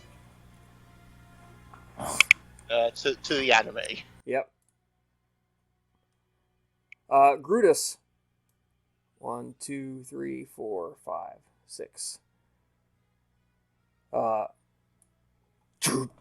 You hear this thud, thud, thud, thud, thud, thud, thud, as he runs up, slides past the droideka, and then you hear this whine as he lets loose a burst of fire.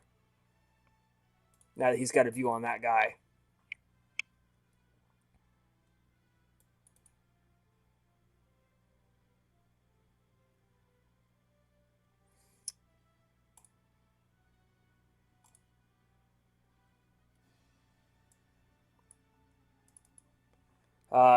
He does get hit. A number of bullets spatter off the body armor that he's wearing, leaving big chunks like torn out. And he staggers back against the wall, blood beginning to pour out. And he looks down like, what the fuck? And you can, anybody who can see his face instantly knows he's thinking, who the hell uses a projectile gun? But he does. But he does take a pretty severe hit.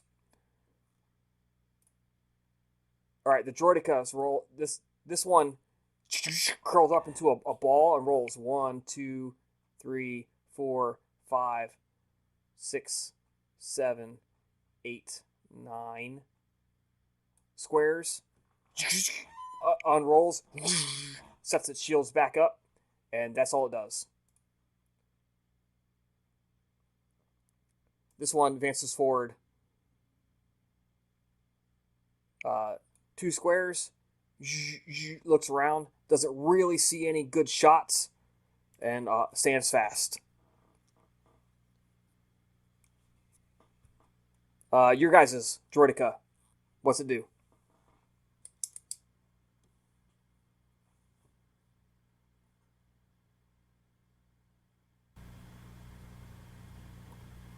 Kira, I thought we said you were directing it.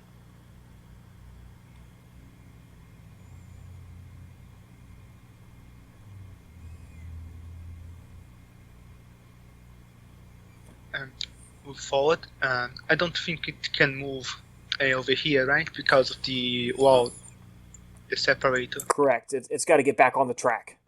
Right. So move to the side and just take position behind this one. I don't think this droideka can see from this location. Yeah, it doesn't have a good shot. So it just steps up and holds. Yep.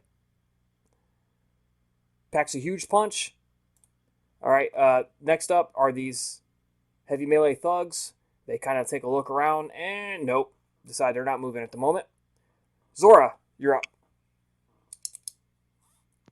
Okay, so there's only 2 thugs that are visible to us currently, correct? Yeah, Zora, by your view, you don't see any of them.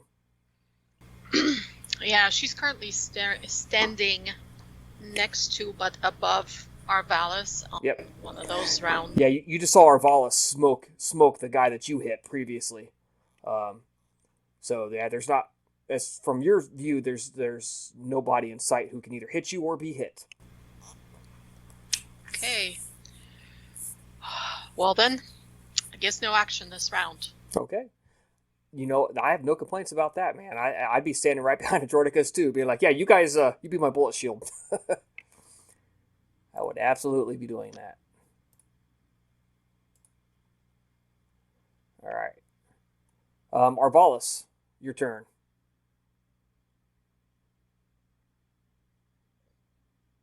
I will move, stand.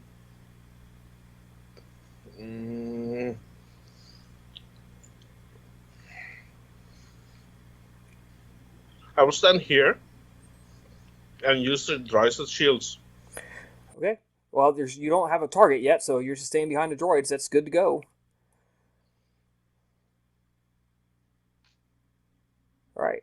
This guy is going to step forward. He's going to throw a grenade right here. So that's going to hit the 2 droids and Chiba. This is a fragmentation grenade.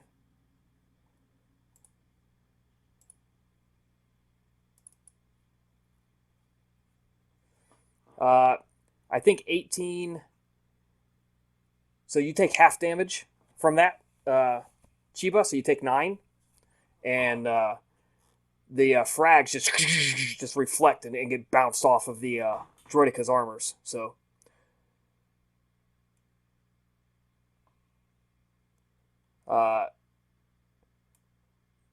he is stuck out there, though. He doesn't have the feet to move, throw, move. So he's good to go there.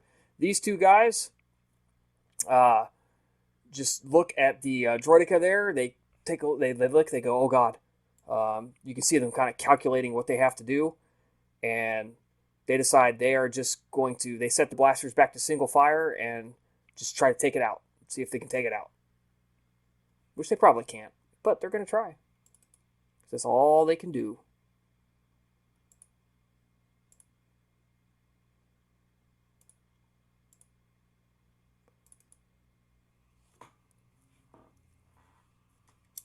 Yeah, the first guy, he's so scared that his shot just goes wide, just kind of bounces off the shield.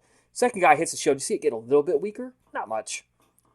Arbalis, that was you. So you did yours. So you're up next. I can move 4 squares, yes? I believe you can move 6. Oh. I'll move 5, 4. No, 5. And then I could shoot this guy, correct? Yeah, you can get him. Okay. Yep. I'll take a shot at him with my... Yeah, you're like grabbing onto the handrail and like peering around the little jib crane that's there.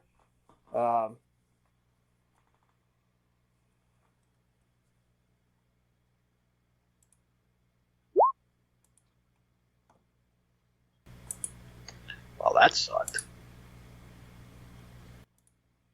Yeah, you miss. You would look at that blaster and then wonder if Blad did do something else to it. Yep, you just, and it just goes real wide off the mark. You realize you were like hanging, and just the angle is so hard and so bad. That's what happened. Chiba.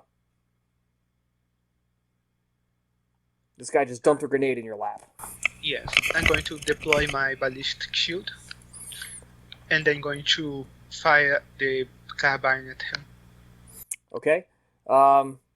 That's going to be pretty tough from where you're at. You're going to have to move forward and get in front of the droids to do that. Can I move and deploy the shield?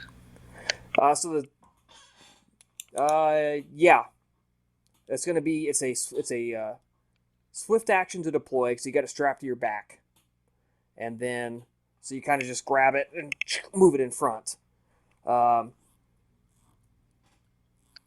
you're not going to be able to do that and fire a two-handed weapon. You're going to be limited to a one-handed pistol if you got one. Right.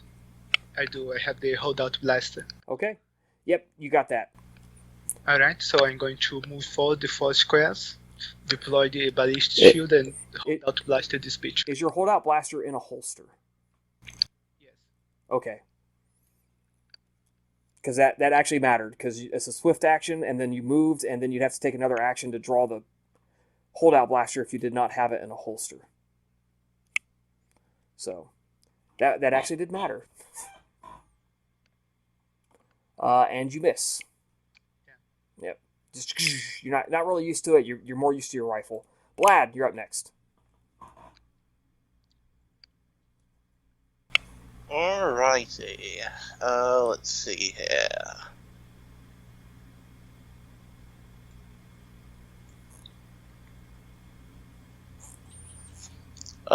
Would this crate here block my path? I mean, you can easily slide over it. It's just a little crate. Yeah. Okay. Going to take regular blaster shot at this guy. Okay. And you have a holster, right? Yeah. Okay, so you can switch those weapons, no problem.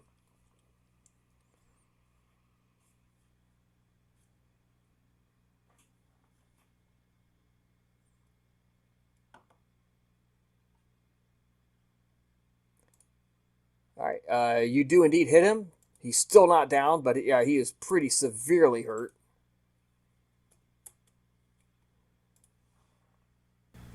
Alright, and that's it.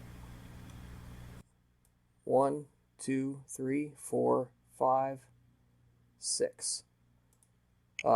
He can't quite reach this guy, so he fires up his chain gun again. You hear it cycle up, and then just lets loose a couple of bullets, and this guy is falls down, peppered with shots, gore behind him, blood splashed the walls.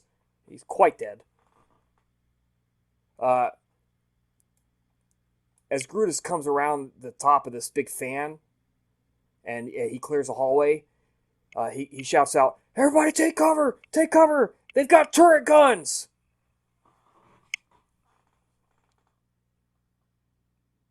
And the this droideka is going to take 2 shots, a standard and a rapid shot, at that guy.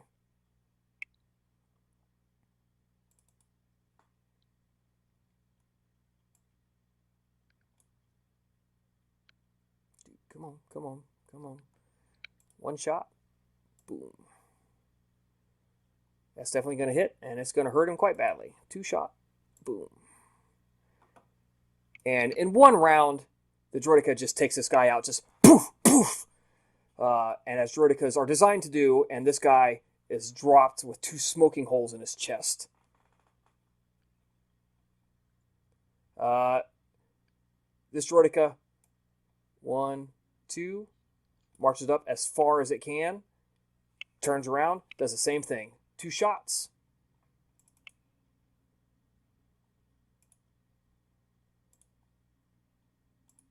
That will hit for quite a lot of damage, and that will hit for enough damage to put him down as well, as droidekas are designed to do. Once more. Poof, poof. That guy falls down, smoking holes in his chest. What does your droideka do, guys? Moving forward the 2 squares, and I don't think he can fire this Gamora from this position, right? Correct. It doesn't quite have the angle. Then yeah, just hold it there. Okay. All right. Come on. You gotta make me do GM info. Boom. Let's just go ahead and move the rest of these to the token layer.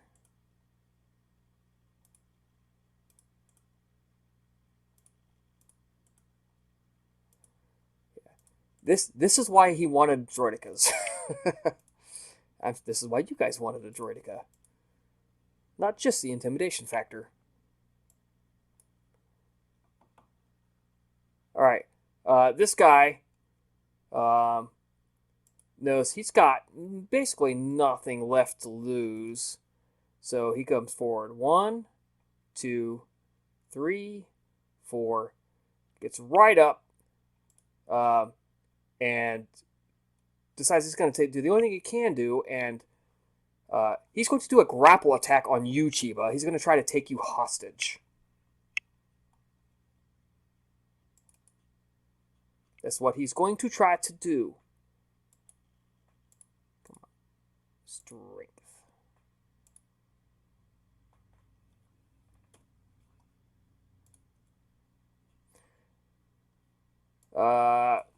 I have to look up grapple. I gotta know if it's your reflex defense or your grapple.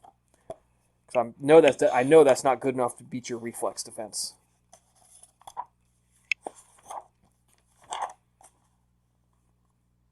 Grapple, grapple, grapple, grapple. Page 153.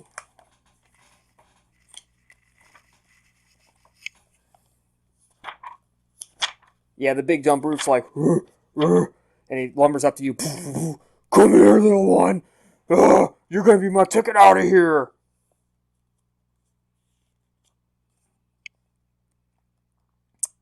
Okay, no, that totally misses you, and you just like, whoop, duck underneath it. Like, nope, not today. You have anything to say to him as he goes, "You're my ticket out of here." Urgh, tries to grab you. No, this is a ticket out of here. And then she points at her carbine. Alright. Zora, you're up. Okay. But I have to move her so that she is within line of sight of Yep. that Gamorrean guy. Yep, you definitely have line of sight on him now. However, it also appears that Chiba is kind of in her line of sight as well. Nah, Chiba is kind of ducked down and has raised a ballistic shield over her head. And the guy's like, "Grrr!" And he goes to grab it, and she just kind of like pops his hands off. And he's like, "What?" And he stands up to look to see your pistol in your hand. Yeah. Just want to make sure the little Jawa doesn't get hurt in the line of fire. So she'll take another shot with her heavy blaster pistol straight at the ugly Gamorrean mug. Yep. So you're firing into melee, which unless you have the appropriate talent or feat, imposes a -5 to your roll. So shoot -5 plus whatever modifiers you have. Okay. All right. That 14. Let's see what his defense is. Reflex. That hits him. That is a hit. That is exactly what you needed. Yes. He staggers back a little bit. It hurt him. Not too bad, but it did damage him. Arvalis, you're up next. I'm gonna finish the job that our friend here started. Minus.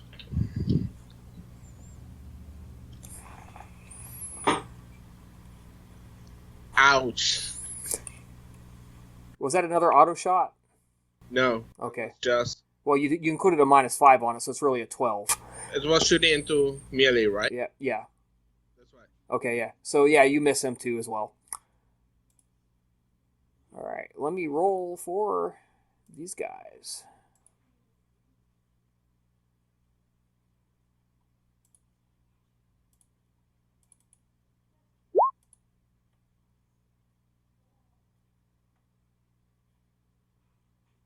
$24.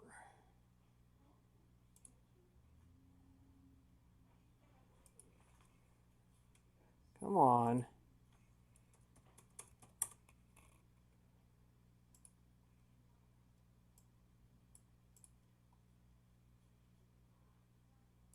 All right. So it's going to be So, then Chiba, then the Gunner, then the Thugs, the remaining Thugs. So you're up next. Alright, I'm going to move forward a little bit to get off that stupid crane.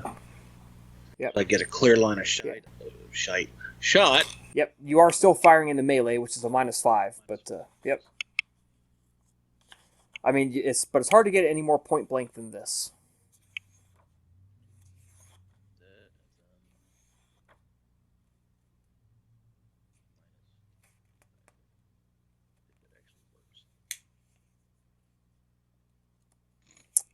That was a miss. Oh, that's okay.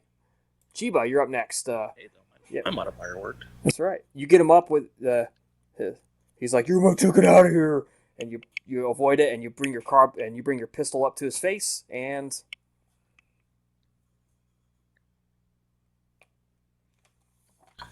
Chip's going to proceed to fire this Gamora. okay. Hold out pistol. Yep. You do not get a -5 penalty because you're the one in melee. Is there attack opportunity for firing to melee? No. No, you only get an attack opportunity if he leaves or if he tries to move through you. That's still going to hit him. Unfortunately, he is a Gamoran, and he's got cool. pretty hefty number of hit points. So it kind of it gets him in the ribs. He's like, "Urgh."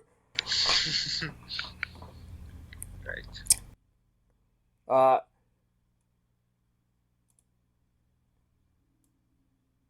All right. These two gunners stations, now that there's nobody in the way, fire up, and they begin. They launch a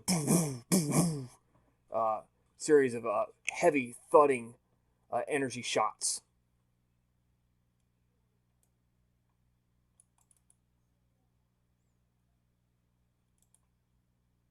This will be the one on top and the one on bottom. Okay.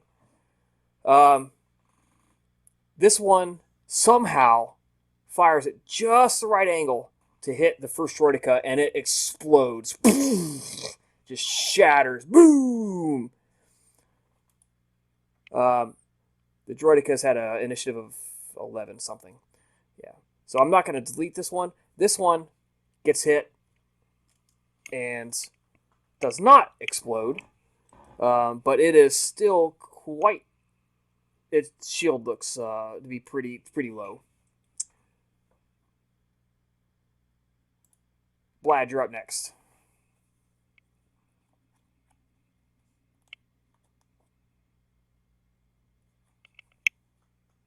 Blad? Sorry. Yep, you're up next. Distraction. Okay. Take another sporting blaster shot. Okay, go for it. Right. We will cut for a short break after Blad. All right, I'll tell you what, after we get back to the top of the round, we'll cut to a short break. And who did you shoot at? The Gamoran? Yes. Oh, yeah, you definitely missed. Just nothing, you miss. All right, Grutus is up next. 1, 2, 3. He rolls up. He takes cover from the turret weapon here. He does have the talent where he can move. So he can roll around, do the attack, and then duck back into cover so the turret can't quite see him. So he's going to do that. What this does do is it imposes a +5, or it gives him a +5 reflex bonus.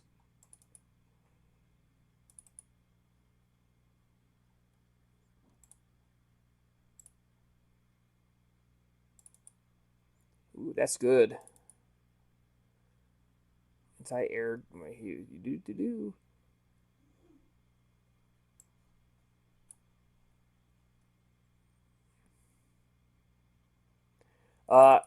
So this turret gunner doesn't go. The turret itself doesn't explode, but anybody who can kind of see that has that angle sees a series of bullets stitch across it, and then the person that's manning it gets just like blown off the back in a shower of gore and blood.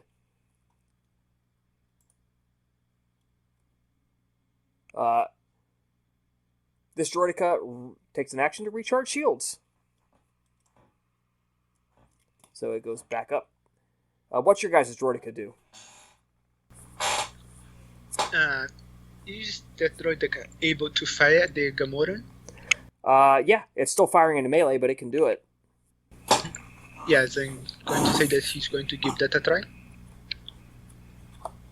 Hopefully not fucking Dom Chiba. Going for the rapid shot.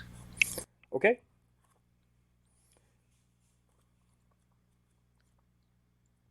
All right, that is exactly a hit, actually.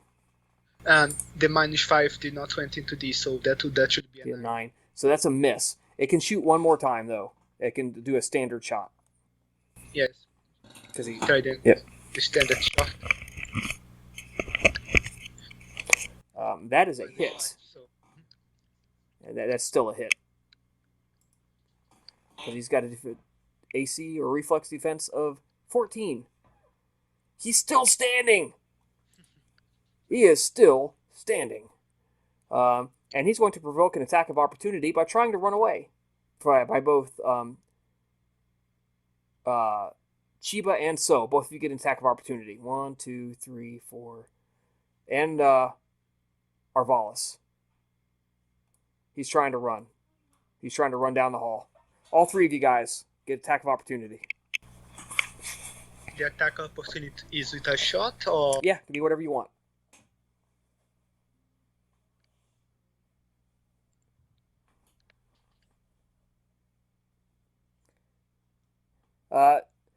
Nobody else needs to make Arvalis and Chiba at the same time as he tries to run away. The two of you break out your weapons, and Chiba, your shot takes him in the back, and Arvalis, your shot takes him in the front. And he just goes down with a big smoking hole in his chest, and all the way through him, that you can actually see each other looking for a second in amazement as this big, thick Gamoran falls down with a giant hole all the way through. And I give Chiba a thumbs up. Chiba waves back through the hole. All right, Zora, you're up next.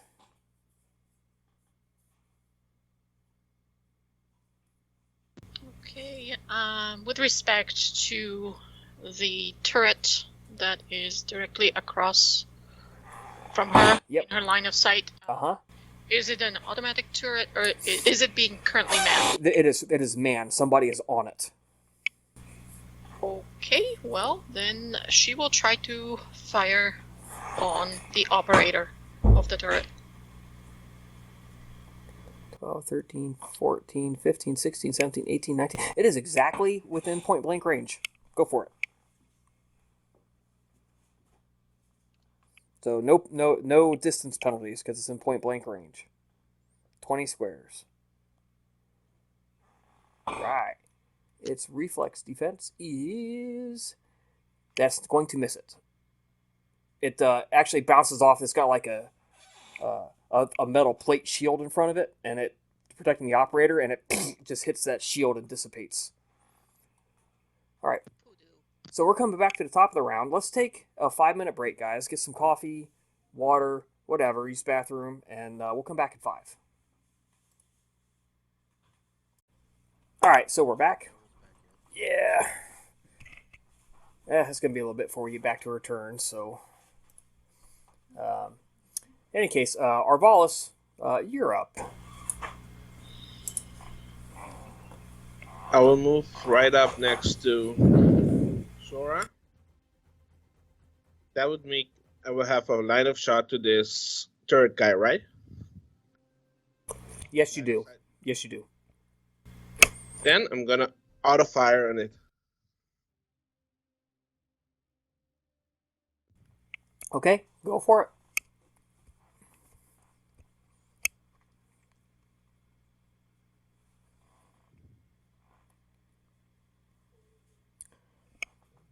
All right, he is hit. You're not sure how much damage he takes, but he doesn't go down.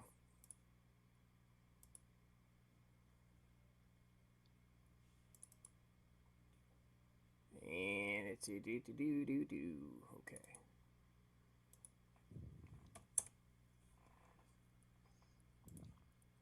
All right. So you're up. Can I fire then move? Yes, you can fire and then move. Okay, I want to take a shot at that turret guy and then move behind cover. Go for it. Okay, he's within point blank range.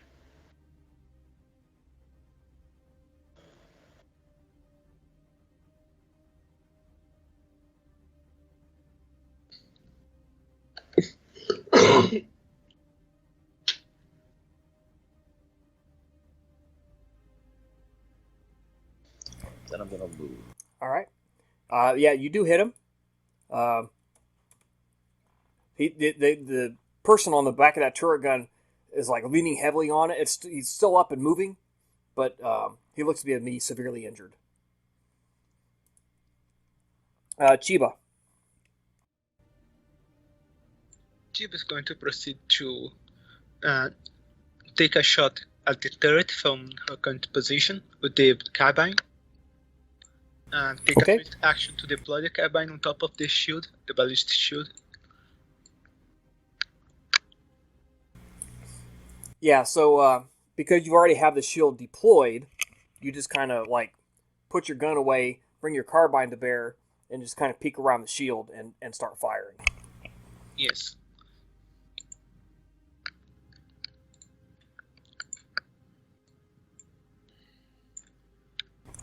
And that is going to put this guy, whoever's on this, is going to go down. They're down. Nice. All right.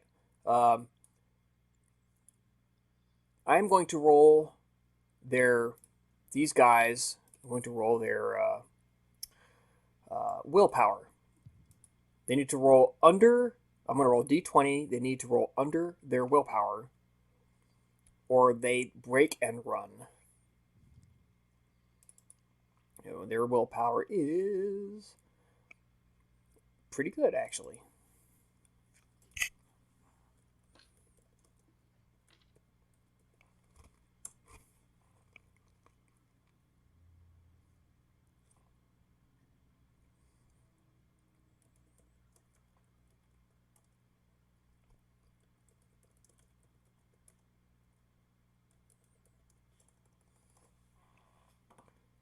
All right, this guy just he looks around.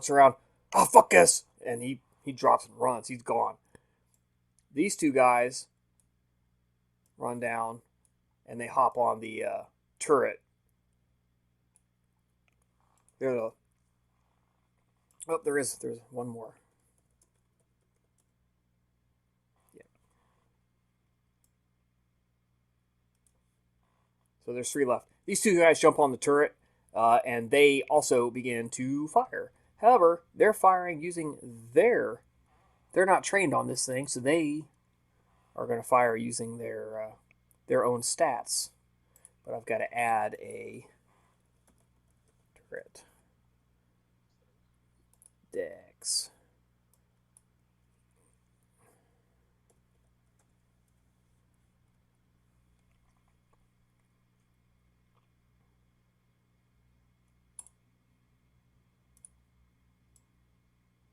All right, I'm pretty sure that's going to miss everybody.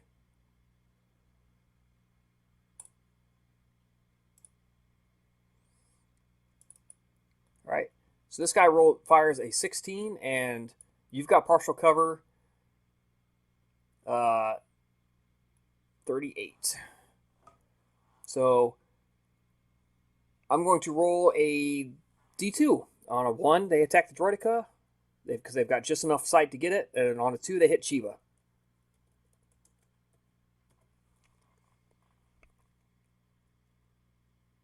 Or I should say they target Chiba. They're not going to hit Chiba with that attack roll, but they target Chiba. They targeted Chiba, and Chiba's just like, however, you feel one of the shots like nicks your ballistic shield, and you look up, and there's a big streak of melted ceramic where the energy just barely scraped and blasted off of it. Okay, so that would reduce the ballistic by Nothing. 6. Reduced it by nothing. It's flavor. Oh, okay. Because it didn't actually hit you. This is not a splash auto fire weapon. It's a targeted weapon.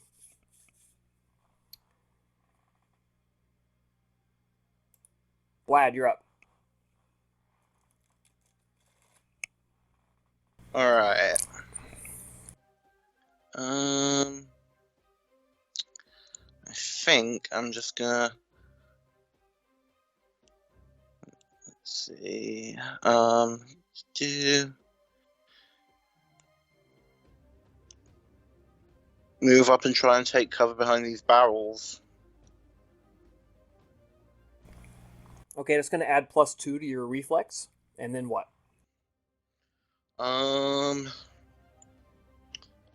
Take a shot at this. Okay, go for it.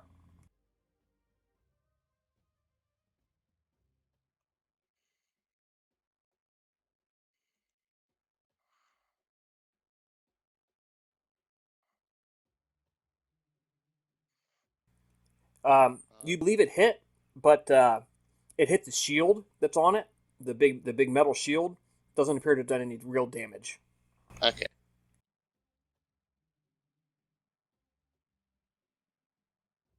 Grutus steps up. He's going to do auto fire for his. So there you are.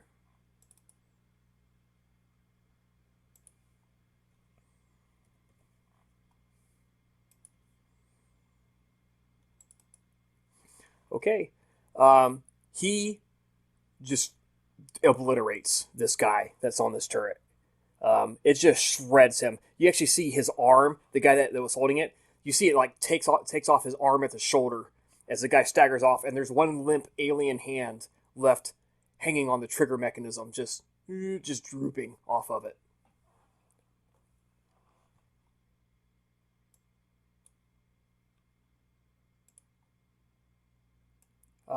And at this point, these guys seeing that, and they see the other two droidicas just blasting and like marching inevitably towards them. They're just like, nah, fuck this, I'm out of here. And they break and run. They're gone. You guys get up to these turrets. You see they're permanently mounted. You can't really break them loose. They appear to have been somewhat sloppy, but if you were to try to break them out of there, it'd pretty much destroy them. So, but that ends this particular combat for this stage. So you guys break your way through here. You see the defenses have broken and run. They're all running away. You can hear, as you enter the elevators, the turbo lifts, and it rises, you hear the sound of fighting. There's shots, explosions, grenades. You open into the tower, to the first level, and you see clear Durasteel, Duraplastic windows. And there's flaming chunks of speeders on the ground, just burning. You can see in the sky, in the dark blackness of the underground city, sniper shots and rockets being launched and fighters speeding through the atmosphere. And then you see the ground team that came in on the ground with Major Creel come running up. They appear to have suffered several casualties amongst the droids, but that's what they're there for. Arvalise did not have any med packs. They do have some used power packs, which I assume you have at least 1 or 2 spare power cells on you, and that should pretty much see you through this. So how many did I got? For how many shots? You've got 6 used power cells.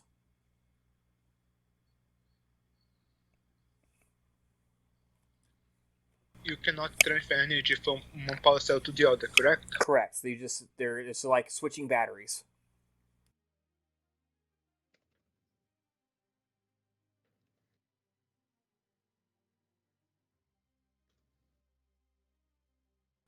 Put them at 2/3 power. I don't know. I'm guessing.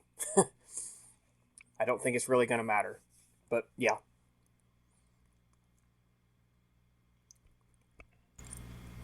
Okay, 2/3. Yep.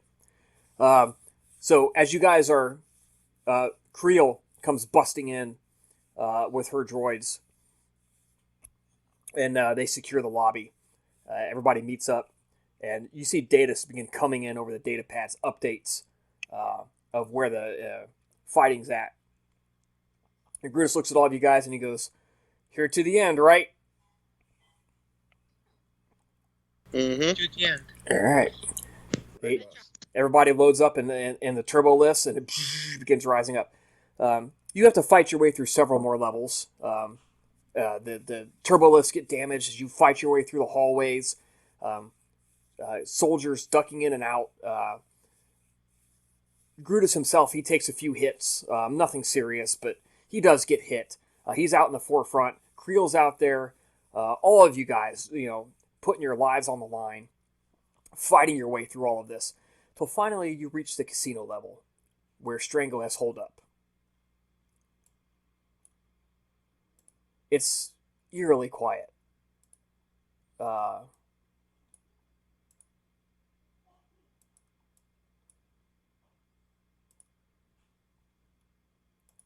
What you do is you see this hallway. You enter up here at the top middle of the map. You're in the hallway. And this casino is a couple of levels thick. But you enter in the main area. And there's a big long hallway in front of you, empty. And you see a T-junction about a third of the way down, which with the 2 doors, which should lead to the 4 areas of the casino. What it remains to be asked is, where do you begin searching, as Brutus and the droids and Creel and everybody begin tromping down the hallway. He directs the droids to go left, so the B1 battle droids and the B1 super droids and a tactical and a commander droid enter upper left or upper right here, and they begin sweeping there. You immediately begin hearing blaster fire, but back and forth. So they're sweeping the area out. Which would you guys like to do? If you have a choice, do you follow Brutus or do you pick one? Yes, is the good Brutus at this point? Yes. Yep.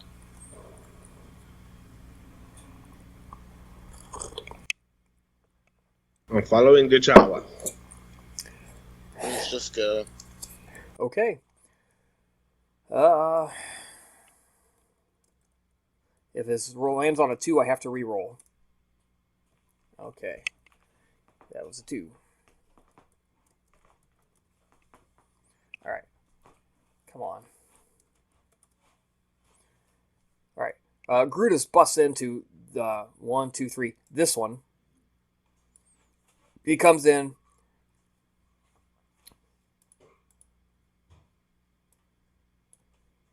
Goes down. As soon as he enters the hallway, the shots ring out. Bam, bam, bam, bam. And he ducks backwards. Oh, shit!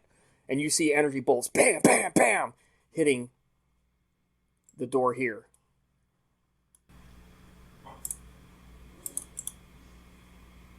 Should we deploy the tokens there? Deploying. Now, you guys want to re-roll your initiative, or are you happy with it? I cannot see it on the turn order, but I'm happy to that I got. It's blank.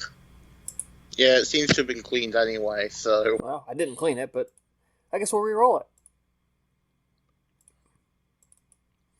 Alright, let me pull Grutus and mute your Creel on here.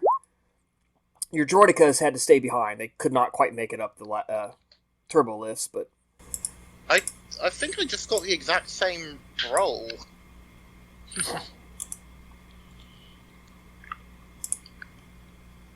Yeah, I got the exact same roll as,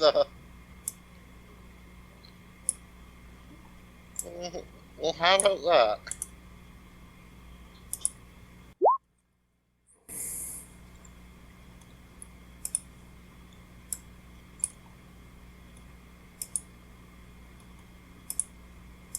Okay, character sheet.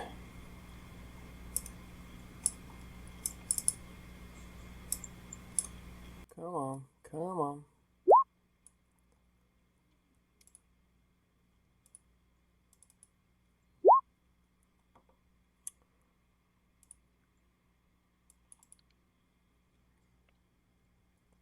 It didn't add you to the turn tracker, so...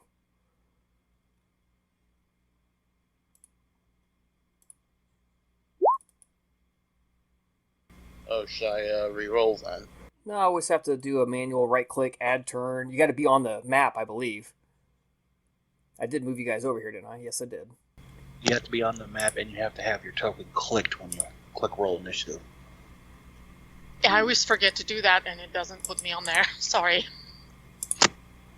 No worries. Just change the initiative manually.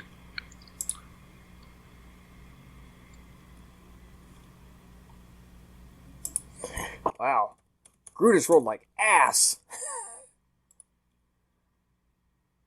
It doesn't seem to let me add manually, so I'm just gonna reroll. I'm likely to get less anyway. The initiative can just be added manually by clicking. There, it's got a 27.11 on there now for you, Blad. All right. So I've got Arbalis, Chiba, So, Blad. So I'm just missing Zora. Zora. She rolled at 18.03. Okay. Add turn. Put her back where she was.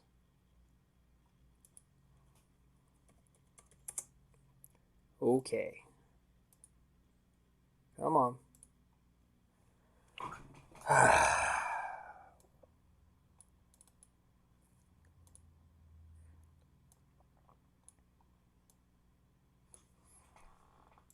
All right. So, up first is Mage Creel, as to be expected. And she just screams, because that's what she does. And she blows in for, let's see, do I want to do Vibroblade or do I want to do Carbine? We're going to do Blaster Carbine. She leans around and she pulls off her Blaster Carbine. This first guy gets hit hard. He's not down yet, but he got injured pretty badly. Blad, you're up next. So she leans around, boom, and she ducks back around the corner. Blad, you're up. Alright, moving. Can I get a good angle on anyone from there? No, you cannot.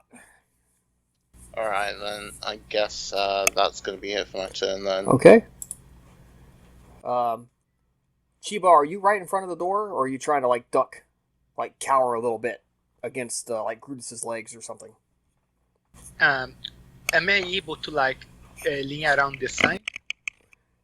So, yeah, so you're basically, like, cowering, like, right up against Grutus's legs, against the exoskeleton. Just behind the doorway, just outside of the doorway. Like, a little flap of your robe might show. A little bit of cloth is all. So he is going to roll out a grenade right there and try to get at least two of yous, which is going to be Creel and you.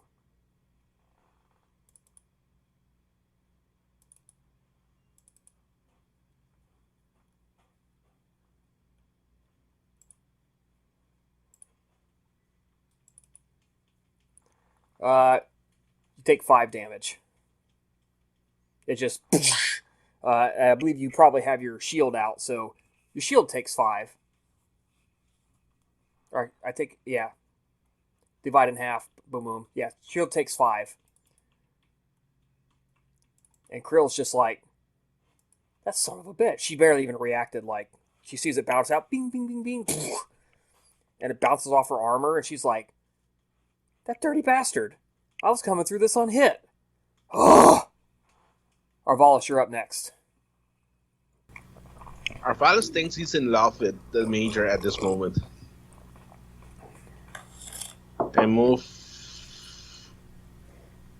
can move 5 spaces or 6. 6. I believe your speed should be 6, because you're a medium speed creature. I move up here and... That's pretty much it. Yep. Alright. Zora? Alright, also movement for Zora as she places herself just behind Blad there. Alright. Chiba, you're up. Chip is going to lean out through the door and take a shot at the guy in front using the holdout blaster. Okay.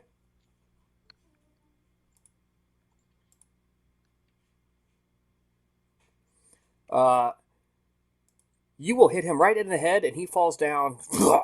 Done. Nice. All right. That's going to be my So, you're up next. All right, I'm going to move forward 4 spaces and kind of keep an eye behind us. Make sure no one sneaks up behind. Yep. That's pretty much Good deal. Yeah, good thinking.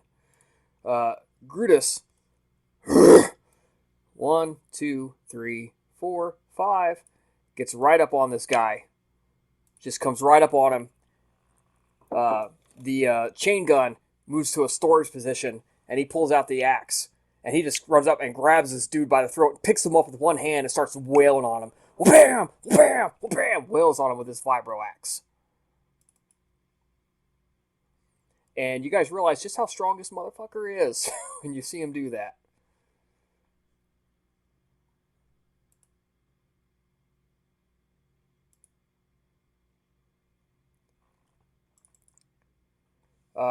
Yeah, he just, boom, that axe like goes deep into the guy's gun arm. Just, his arm falls limp, like,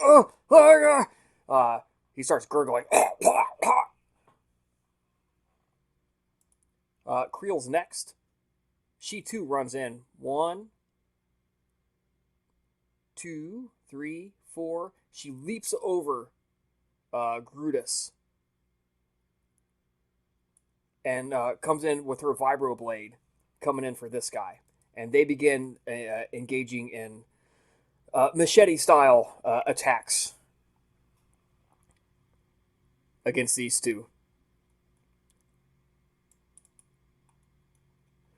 She's screaming and hurling curses at the top of her lungs this whole time, by the way.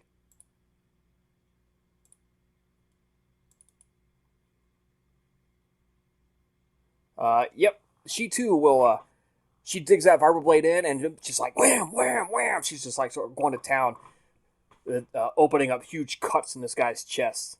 He staggers backwards, coughing up blood. Blad, you're up next.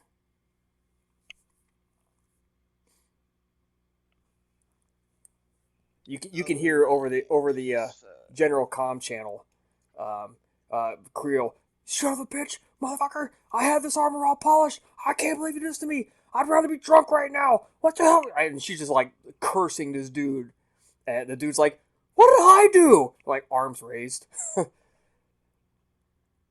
Is these enemies or friendlies? They are enemies.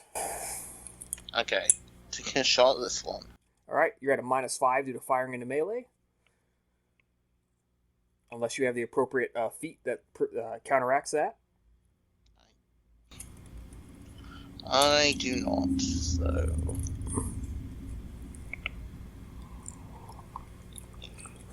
Any second now? Yeah, it's decided to slow down real bad for some reason.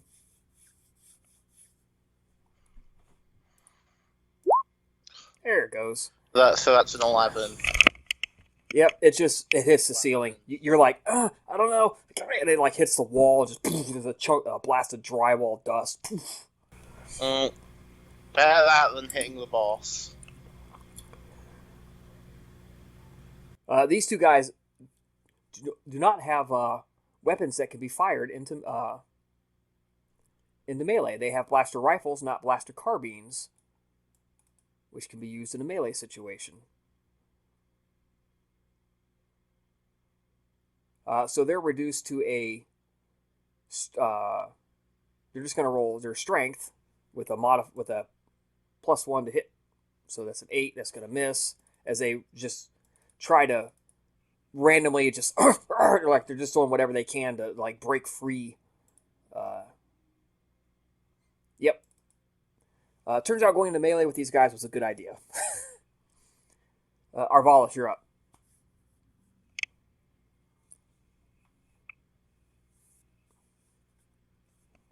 Arvalis? If I move 6 spaces, I will be standing right next to Curtis. Can I attack with melee? 1, 2, 3, 4, 5. So yeah, Grutus hears you coming, and you kind of shout, "Heads up!" And he kind of like he goes to one knee with his guy raised. So I will, if you roll a successful DC 12 acrobatics check, I will allow you to attack with no penalty.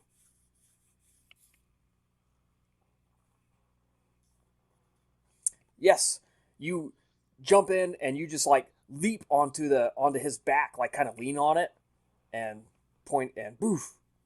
So how are you attacking?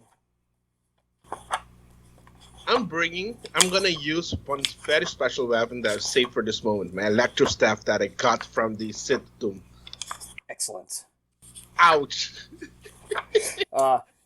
You run up, powering up the electric staff as you twirl it a couple of times, and you jump up and you and you in your fear of hitting Creel or Grutus, you aim a little wide and it goes right between everybody. Just kind of bounces off the tile, and you have to jump backwards.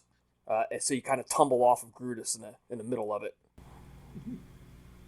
You realise, as after having saved this for a special occasion, that you never practiced with it. Yep. And you hear him. Ow, I need to practice more. All right. We're going to get through this round, guys, and then we're going to be working to finish up, because I know a couple of you have to leave early. Zora. All right. It's getting pretty narrow in here. I'm going to maximize her movement and put her right behind Arvalis. Okay.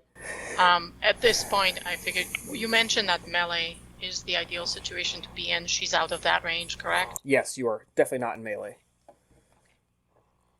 All right. Yeah, Chiba, you're pretty much blocked out there. So you're pretty much blocked out there. So Grutus and Major Creel are just wailing on these guys, and they pretty soon get to the point where they're just like, please stop, and they pin them against the wall. And at this point, you can see doors and stuff in this hallway, leading to the north and to the south, right, leading into other spaces. And they start going, where is he? Where's the slug? Where's Strango? Yeah, buddy. And they point to the top, which is the opposite of what you guys were about to do, to go. And they hold those guys in front of them, kick the door down, and rush in.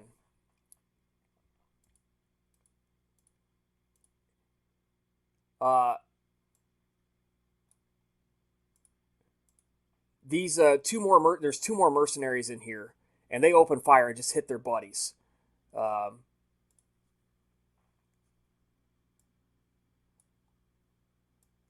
Arvalis, you're the next one in. You're right here. You're the next one in. What do you do? You see, there's two more mercenaries, which I need to give me a second, and I will put them on the map so everybody can see them. Boom. And there's a giant fucking slug in the middle of a card room table right there. You can kind of see him. It's like a little descended pit. And you can see him like cowering as best this giant red slug can cower in the corner. I'm going to auto-fire at those two guys and neutralize them. All right. You can only hit one of the two. Can I aim in the middle, and it's going to take it's a 2x2 square. You have to hit a junction point, is how that works. Then I'm going to normal fire them. You going to move in and then fire so you can clear the door? Yes. All right, let's do that. Where's the door, actually? Right where you're at. So move here. If I move here, I have a clear line of shot, right? I'm just going to grab you and move you so that you're out of the way of everybody else who might want to come in to the room. There. Yeah. I'm going to shoot this first guy. Okay. I've done it. 17 to hit? Yeah, that'll hit. Zora, these two guys, they open fire at Grutus, because that's their paid target. Actually, you know what? Let me roll a d20 and see if I roll under their will, because they might throw down their weapons and surrender.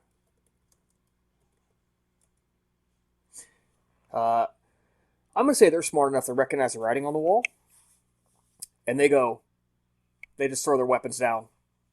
We surrender. He's all yours.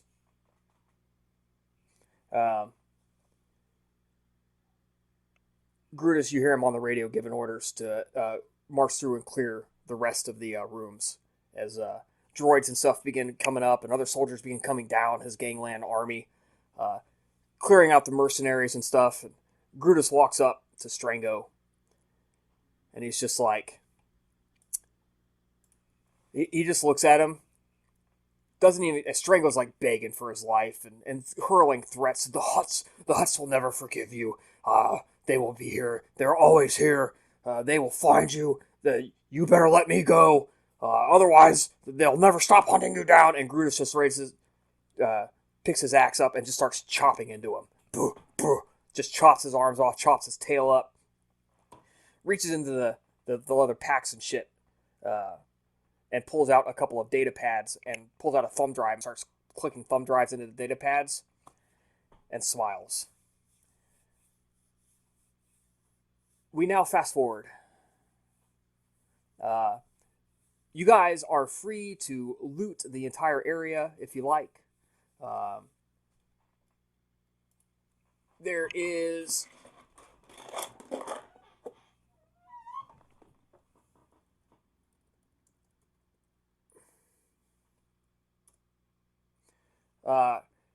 there's 13,000 credits in the casino area that you can divide up among yourselves. This was a very high roller, high stakes area game that he was in. There's high end bottles of wine and all kinds of shit. Alcohol, food.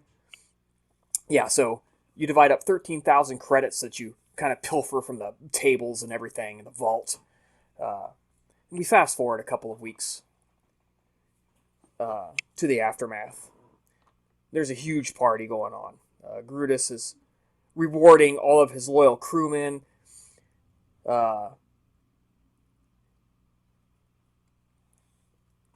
You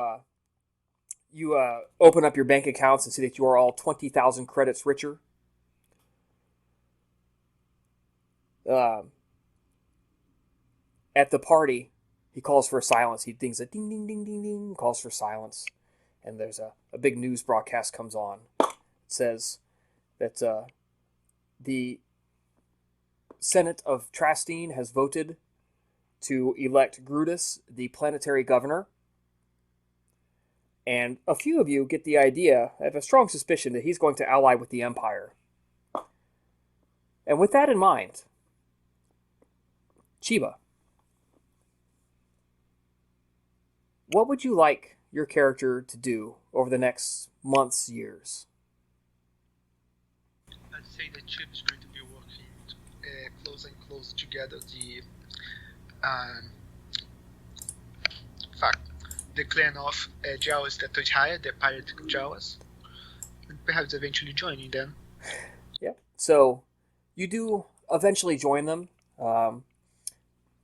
entering into a romantic relationship with the Jawa that's about your age, the young man.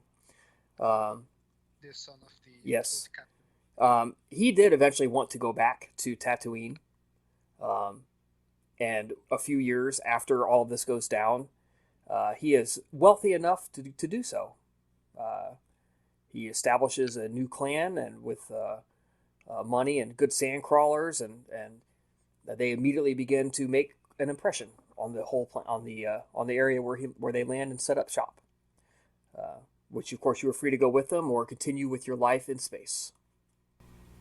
She'll go with to Okay. make up the clan. Arvalis. What do you see Arvalis doing in the next couple of months, maybe couple of years, that you might feel comfortable sharing with everybody? It depends if I've made enough money to pay off my father's debt to Grutus.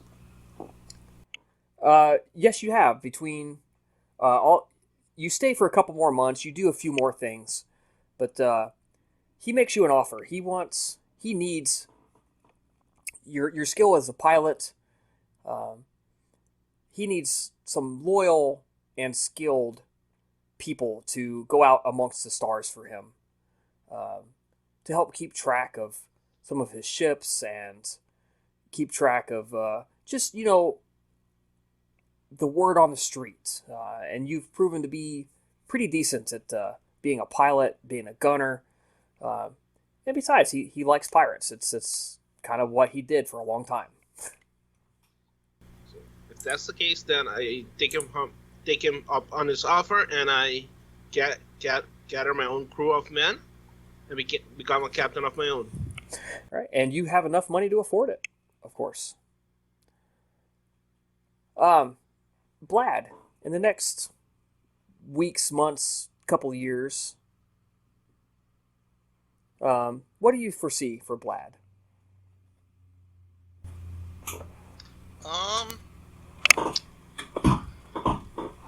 I think for a good while he'll just be going through the motions.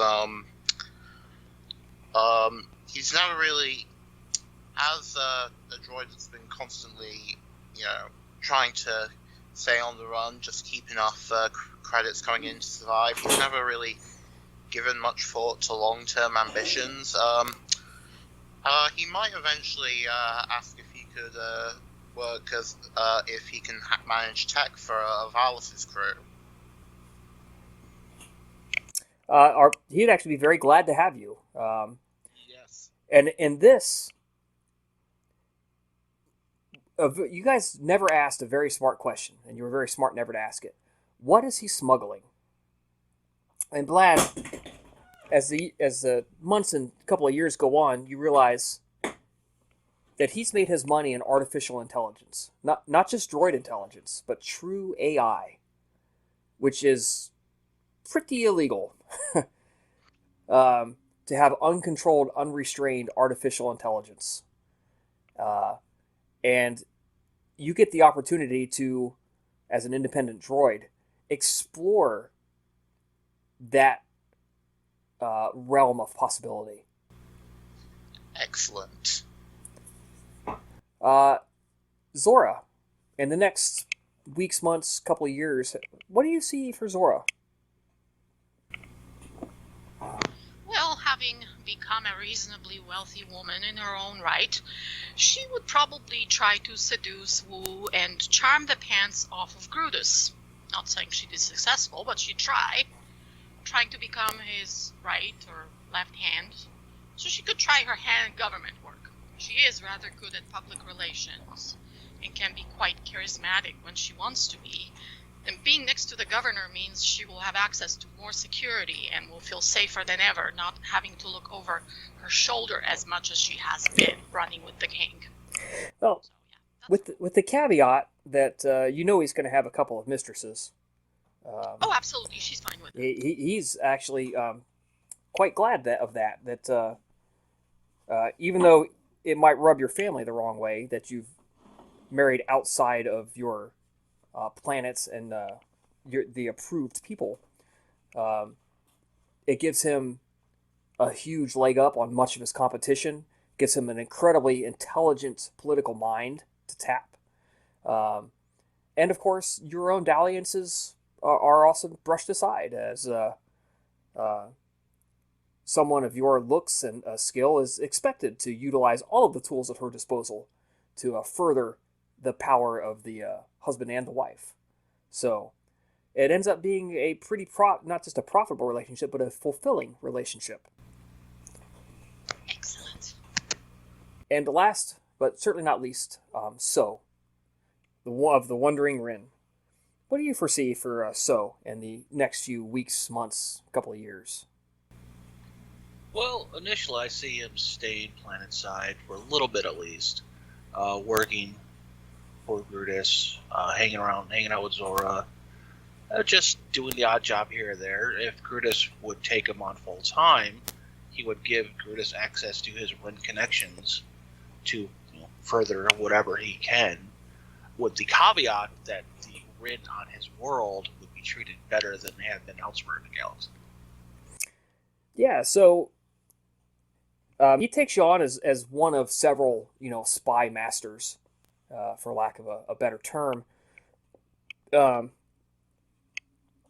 because he aims to position Trastine quite securely in the galaxy, he doesn't want to be solely reliant on Empire to do that. He wants the Empire there as backing, but he doesn't want them doesn't want to be so dependent on them that if something were to happen, that Trastine would be cut off and useless and weakened. So he's very glad to bring you with him and to help with the Rin. Trastine will never be 100% tolerant towards other races, but with him at the helm, those that are at least, not useless are treated, I won't say with respect, but they're not denigrated, and they're not persecuted. It's not an ideal relationship. It's not nice, but it does work. And I will follow this one up with Rakang by text and see what Rakang would say. But, this story might be done, but Star Wars, of course, ever goes on. So, hope you guys have fun with your own stories, and hope you join us next time when we restart a vampire campaign in Budapest. So.